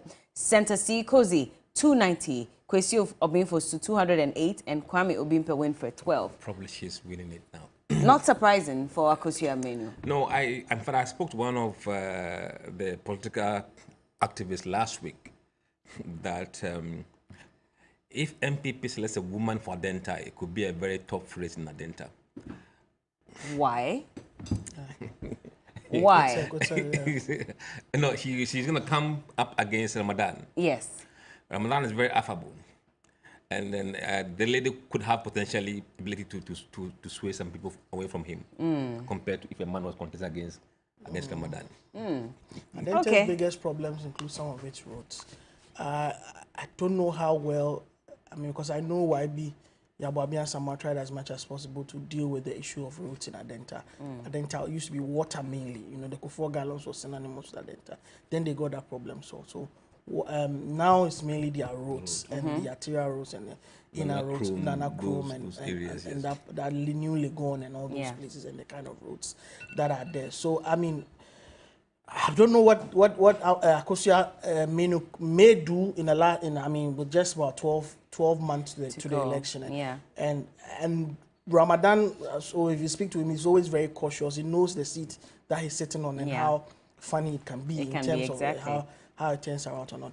Again, with the MPs pulling the strings, moving from one constituency to another, Kwame Nabatos, we are told, also moved from Aguna in the central region to come to Ablekuma North to win it. So people have done that, but I mean, for me, one of the shockers is Dokwa. Is Mami Dokwa. Yes, Dokwa. It really tells a political might and the kind of support, the kind of system that she's. I mean, and the MPP would like to win that. So don't forget that the one who's held that seat longest was also a lady.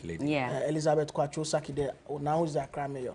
Yes, so I mean, probably there's something about women in that Okakwe North constituency. And people of Akwete-Man and Abofu, tell us, what is it with your your affinity with women? A lot of us times we look at the census data to Right. tell you what is happening there. Yeah. You could have a swathe of women in that constituency, and that could drive the numbers up.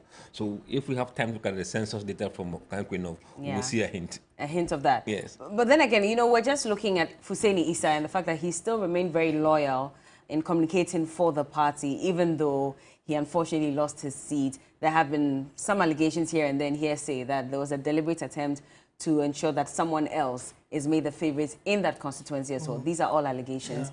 I wonder how this is going to affect the dynamics moving forward. Is he going to throw his support behind whoever? A lot of people. Mamidokwa in this case. Issa is a very decent guy, and I don't think he's going to run against any of those candidates that have been elected.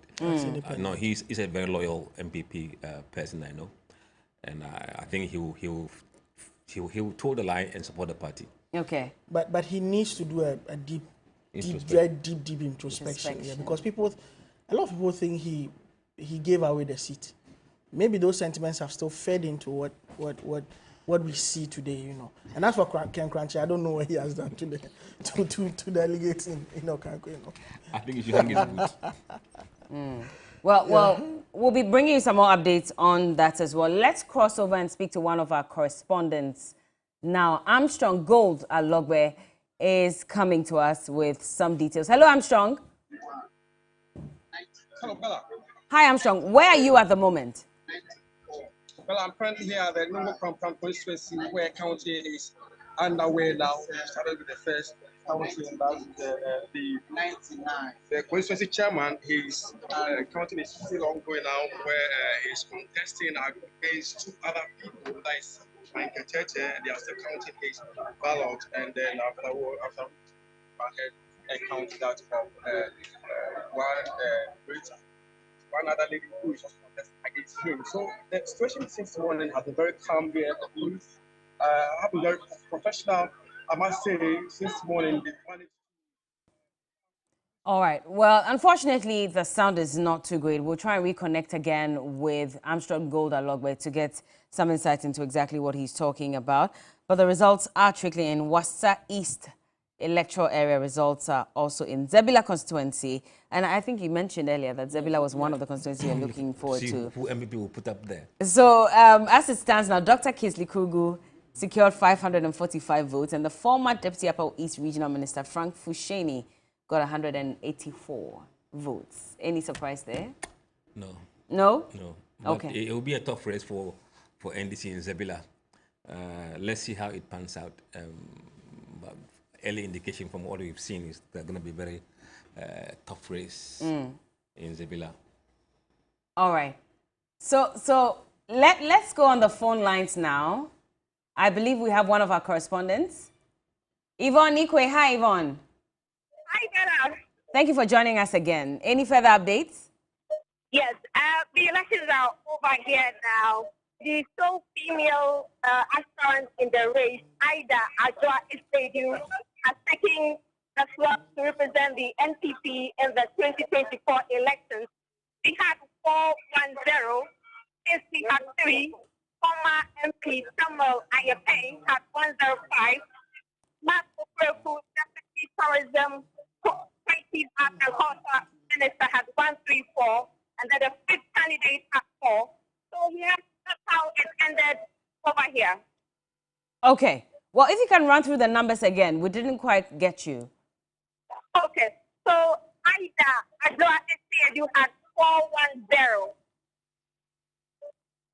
Carry on. Okay. Kingsley Watson Adonai had 3, single 3. Former Member of Parliament Samuel Ayape had 105. Okay.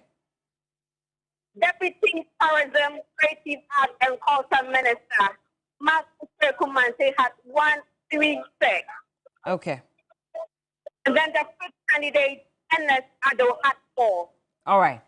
Well, thank you. Thank you for those updates. You're welcome, Bella. All right. So in that case, the woman won that. Haida. Yes, Haida. That's another shocker. That's a shocker? That's another one. Why is it a shocker? I paid Okreku. Okreku just managed to get 135 or so. Yeah. Wow, with all the branding and the campaigning, marketing strategy and everything. And the incumbency advantage from, is the deputy minister? Yes, he is. I see. I mean, I saw the report from the constituency. The woman's, Ida's supporters were very confident. They said, it was preordained for her to because she was number one. Wow. And this is and the NDC guy, the NDC candidate, Teddy. Yeah. This is someone who, I mean, I'm told he owned, he was your regular guy. He was a spinner. So he was, I mean, always with the people and you see some of his videos on social media. He's always moving them, playing football, the Kuboy strategy, playing football with the people and attending to them, kids and everything. And I mean, he seems to be someone that who's liked very well. So the job is scattered for Ida to win. I didn't see Ano for so long was I mean, and it's on the main Accra Kumasi stretch. A two-boy teacher Manti and all. That's Ayinsiano. Well, Ida's work is scattered for her to try and unseat Teddy. That's Ida Ajua Asiedu. But let's cross over now and go back to William Evans Inkum. Hello, William. Well, hello, Bella. You're back. What do you have for us?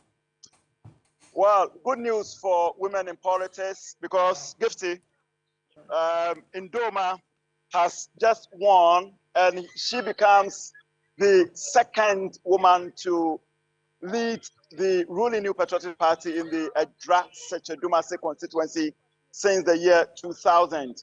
But she won by 521 votes. Turnout was 838, one spoiled. Mohammed Amin Yakubu had 57 votes.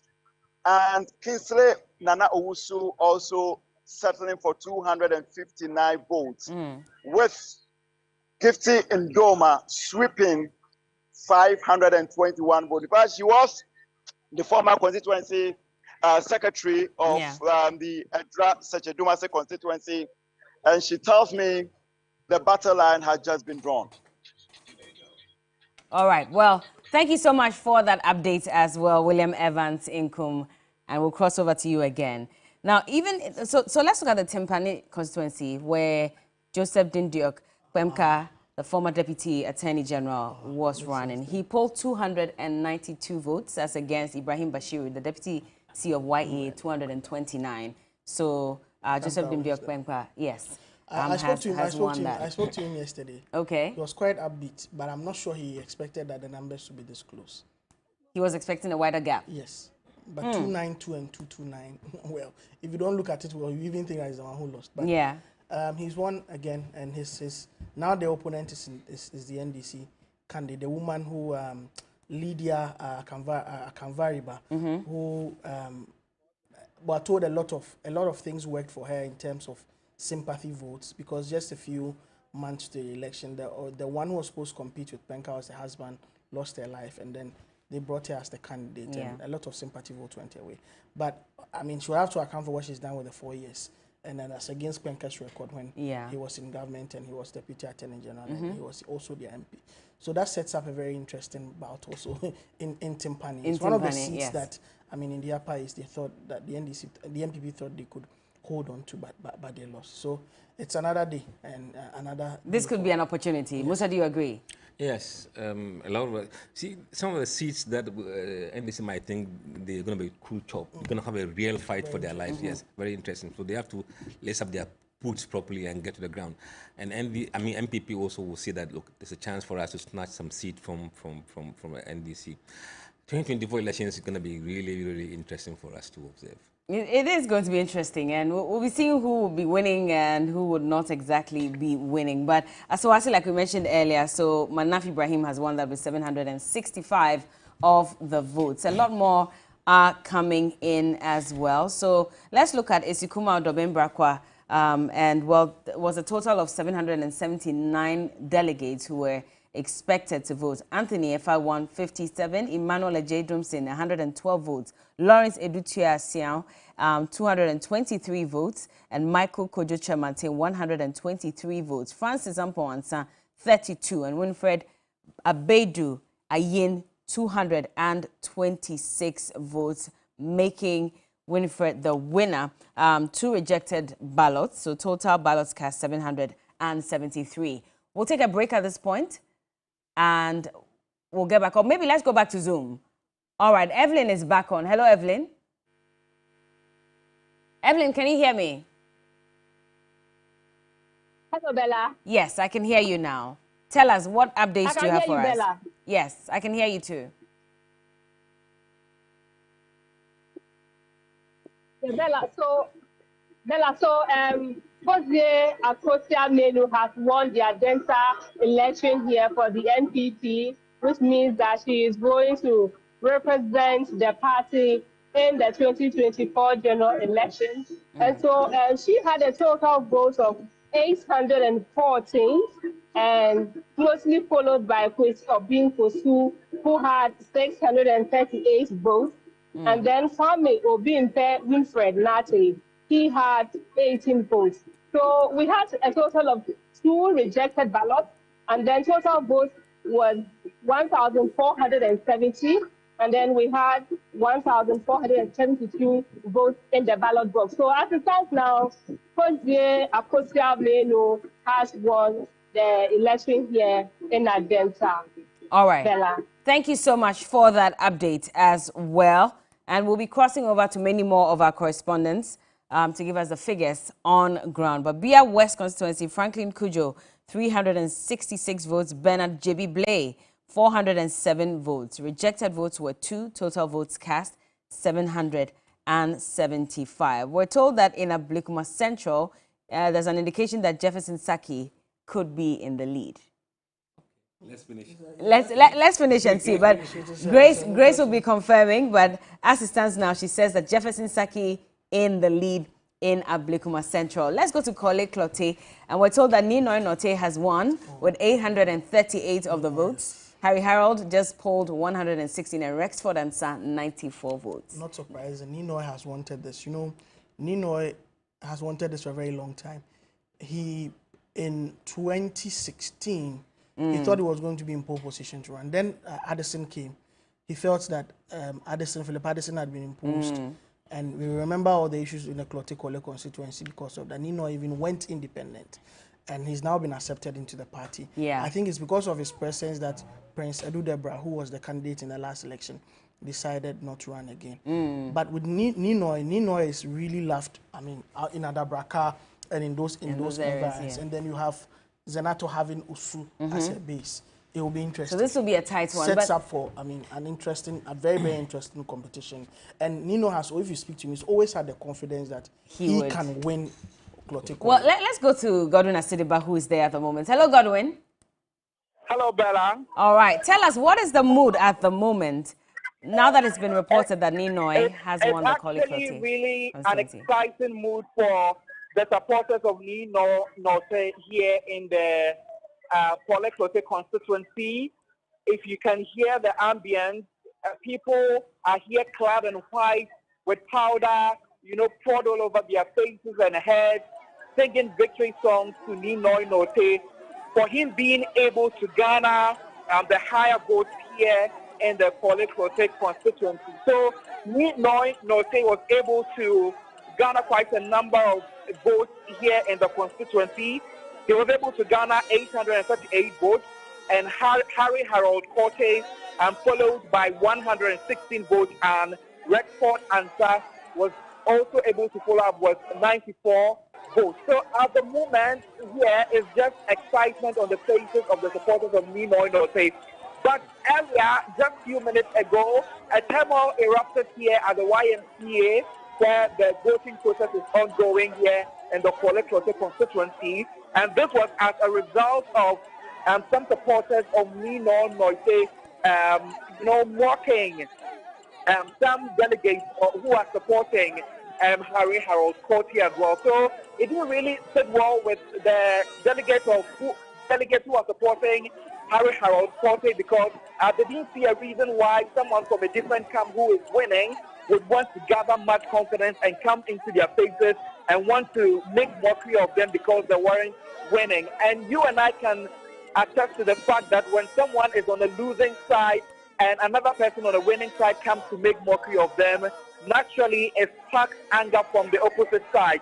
So that actually erupted a brief chaos here, but the police officials here were able to bring all of that chaos into under control, I should say. At the moment, the announcement had just been made.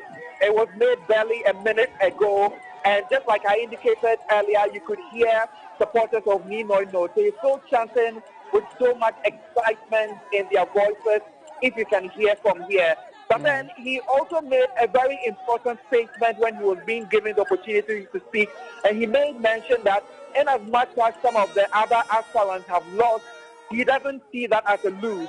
He called on them to come into his team so that they can support him defeat Senator Rawlings in the 2024 general election, which might be hard, if I should say, because we know that Senator has a lot of love in the Kote constituency. But he has garnered so much confidence, and also asked on the aspirants to come, rally their support behind him so that they will be able to, overthrow Senator Rawlings when it comes to the 2024 general elections, hopefully next year. But we are also here to assure viewers and listeners that in as much as this statement has been made, in the 2024 general election, we will be here in the constituency to know if indeed they have the power or they are in the right stand to overthrow Senator Rawlings as far as the Kote constituency is concerned, Bella Mundi. So generally an excitement here, an exciting mood here. I wish you were here to have an experience of the scorching sun, because my skin is burning, Bella, and you are in the AC, having some sort of fun and all. You'll be fine. You'll be fine. Don't worry. You'll be fine. Thank you so much, Gordon Asediba, for that. It is hot in here as well because we're also equally waiting for results. But we have results from Lejo Kuku. And, well, not surprising, I'm sure you'll say, because Dr. Bernard Okoboy polled at 901 votes, as against Collins Ni Ashite Olenu, 354 votes, Clifford Matekole, 199. And the other person who we thought was one of the forerunners, Ibrahim Ashimoko Obiabedidi, 179 votes. Oh. Okay, now also to German South, which is an interesting one because this is where Colonel Damois is running. German South, pardon me. And so Colonel Damois seems to be the one winning because he polled 289 of the votes, as against Yao Aful, 240 votes. Alexander Feka, 122 votes. Andrews Bediako, 37. And Lawyer Krang, 11. Not surprising. Not surprising at all? Colonel Damois is reputed to be one of those. They say he helps a lot of people. So school fees here, funeral here, even before he became MP, or even before he decided to run for this. And I'm told he assisted a lot of, I mean, it's not something that you may want to talk about, but I'm told he assisted a lot of people also to get into police, customs, and he was head of GIS. That's those, I mean, the kind of, in Ghana's politics these days, that's what really counts for people. Me compare school fees for mommy be, me compare way or mommy be, that kind of thing. And we over your school brand, I'm Franco fire service, Franco police, that kind of thing, that kind of narrative is what really. And so I'm not surprised, especially Yaful is the former MP. Yes. And he lost that seat. He was deputy minister for aviation at a point, and he came back from the US to contest and then won, and he's been there for a while. And he lost the seat to Ahenkwa in the 2020 elections. And now he seems to have lost again to Colonel Damois, which many people think he's got that figure, he's got that national gravitas, he's got that financial backing as well. And hopefully he will win the German North. I remember that he was, his issue was very topical when he lost, because many were asking why you'd leave everything behind and come and still lose. But for you, Musa, I mean, Colonel Damois, would you have thought that the negative PR that he got from the whole La Bianca issue could have affected him one way or the other? This is an internal election. So it doesn't really matter? Wait for the general election and see what happens. Okay. It really doesn't matter? The last few days have been good for him. He's been exonerated. The court took the matter to court, and the court says, I mean, even though, technically speaking, it wasn't about going into the merits of the case in terms of criminality. It was about, this was a judicial review, and his lawyers cleverly decided to take a judicial review writ to the court. And they won, that the special prosecutor over, he went over and above his powers in instituting or making the kind of comments and the findings he did make against him. Down there in German South, nobody cares about judicial review or criminality or whatever it is. The most important thing is the court. Okay. So anytime anybody brings about these allegations, they'll say, I said the court warning, but because people don't really understand the legal technicalities and the rest, and his lawyer did a very good work for him. So just like going on the administrative route, saying, exactly, rather than that. And once he has that support on the ground, and traditionally German, it's not a place. It swings sometimes, but it's a place the NPP feels very comfortable. The last time they in 2016, it was Boachijan who contested for the NDC, and they still lost. But Musa, that's what I'm asking. That you're saying that this is an internal election, so it really does not matter. What matters is the general elections. Yeah, Onanda has been elected to lead the NPP. There will be polls that will come out matching him against the NDC's candidate. Yeah. That's where you see the general voters' view about the two candidates. So let's hold our fire. I believe we'll be going to German South or German North one of these days. To go and conduct we're planning by the end of July, would have gone to all the 275 constituencies. So we'll have some reports. Let me stay on you because Priscilla Huni Valley also has come, and the former tourism minister, Barbara Otinjesi, who lost the 2020 elections, well, we're told that she's won with 973 votes, as against lawyer Theophilus Tewia, 255. And so she will be going again to represent, this is a rematch, she'll be going again to represent the NPP. What do you think her chances may be? Speculation, let's wait. I would say that. I keep asking you. No, because you know I have the numbers. Yes. But we haven't been to everywhere yet. So I think by next year, April, June, July, we'll be in a very good position to really see all the seats and be able to do a modeling that would determine whether someone would retain his seat or lose his seat. So before then, I would like to hold my breath on that without making any suggestions, unless I have very strong evidence that this seat is going to be very tough. In that case, I will speak. Would you remember what the reasons were for why she lost her seat back in 2020? No, you remember 2020 was a very bad year for MPP. And a lot of the MPs suffered as a result of that. Yeah.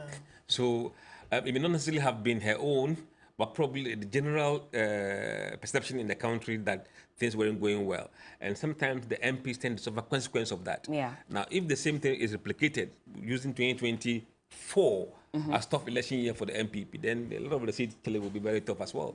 Yeah, just so, you know, the MPP, when the MPP decided to, remember the MPP commissioned a study into the loss of some of these seats. One of the SAFMAF comes. One of the things we came up was the fact that because of the fight against illegal mining, Galamsey, the MPP contributed to the loss of many of the seats in these mine areas. Priscilla Huni Valley is one of the areas that were highlighted as the reason why the MPP lost that seat. So because, I mean, Barbara Otinjesi is the wife of Tony Otinjesi, if you know the Tropical Cable, one of the titans of industry in Ghana. That's the wife. And she's a lawyer, she worked for Shell. She's an accomplished woman in her own right, got into politics, became a minister and all of that.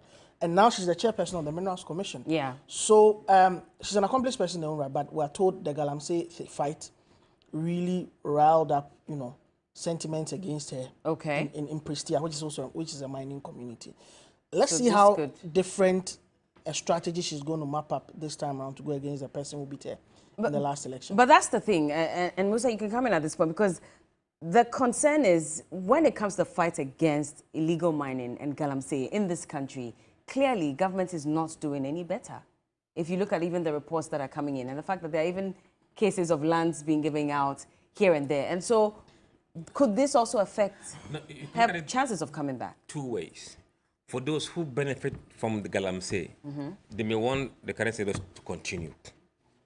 But for those who are worried about the environment, they are the ones who are going to really, really undo you. And if those people outnumber those who are benefiting, then you are in trouble. Because the water bodies, the forests, and the destruction that we are seeing everywhere, people could punish you for it. Yes. Yes. And then also another part of it is that, you know, the argument that was made was that a lot of you have a lot of the youth who are engaged in artisanal mining or Galamsey or whatever it is have lost their source of livelihood. Remember there was a time Operation Vanguard, Galam Stop, the soldiers really went in hard, seized equipment and the rest. So the argument going into election was that because of your government, a lot of us have become jobless, so we'll not vote for it. Remember, around the same time, the NDC candidate was also promising to streamline artisanal mining in these areas. So the South Committee report indicates that some of these things go to the root of how come the NPP lost some of these mining areas. Remember Takwa and Suaim? Yeah. Duka almost lost. Even though for that one, there was also an independent candidate in the mix. So for those mining areas, especially in the western and central region, the Galamsey issue really played a lot. Maybe this time around, he can also say that, well, government has backed away a little bit. So, yeah, but that may inure to a political benefit. But does that inure to the national goal? That's the question. Well, we're still connecting with our correspondents to find out what the numbers look like on ground. And hopefully somebody can get back to us on, this display of meals and how that is also impacting. In connection with that, there is jubilation actually, in some of these constituencies. And so we'd like to take a look at some of them. Okay, so let's take a look at this constituency, and that is Honorable Okoboy, jubilating already after he pulled over 900, in fact 901 votes to represent the NPP in the Lejokuku constituency. And so that party probably has definitely been worth it. I'm sure this is where they'll really enjoy the buffet even more. But let's just listen to them jubilating.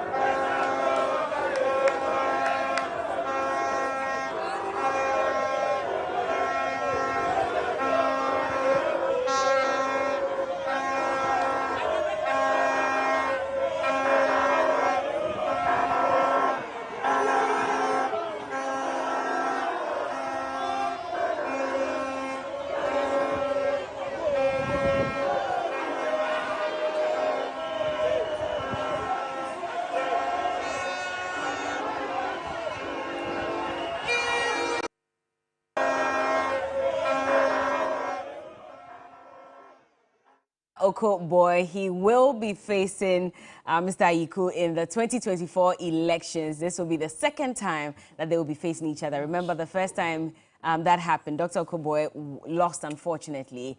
Could there be a turnaround this time, or will Mr. Ayiku maintain his position as the MP for the Lejokuku constituency? We all wait to see. But results from Ododo Diodio, which is one of the constituencies that many have been waiting for, indicates that Nilante Banaman has unfortunately not won this seat. So in fact, he polled 203 votes.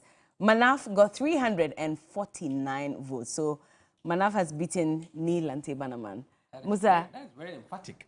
Yeah. That is very emphatic. Why is it emphatic? No, the gap is it the gap or yeah, the gap. Okay? And for Nilante Banaman, who has been there for some time, he said he's a household brand. He's been running for a number of years now. I mean, for this to come, in fact, Manaf. Wow. You're shocked? A lot of people, yeah, for me, it's shocking personally, because just when we're discussing earlier on the kind of turmoil in the NDC in Ododo. So you think for someone who already has name recall, has brand recognition, has the face, has been going on for years, would be the one to present, to easily do the over the NDC. And then he's lost the primary. Nilante Banaman, I don't know. The guys have plan B. I really don't know. Maybe Manaf is that formidable, and he may win the seat for Maybe. But at this point where, Neo Kovanopoi was not going to run, I'm sure they... Can I use the washroom, please? Sure.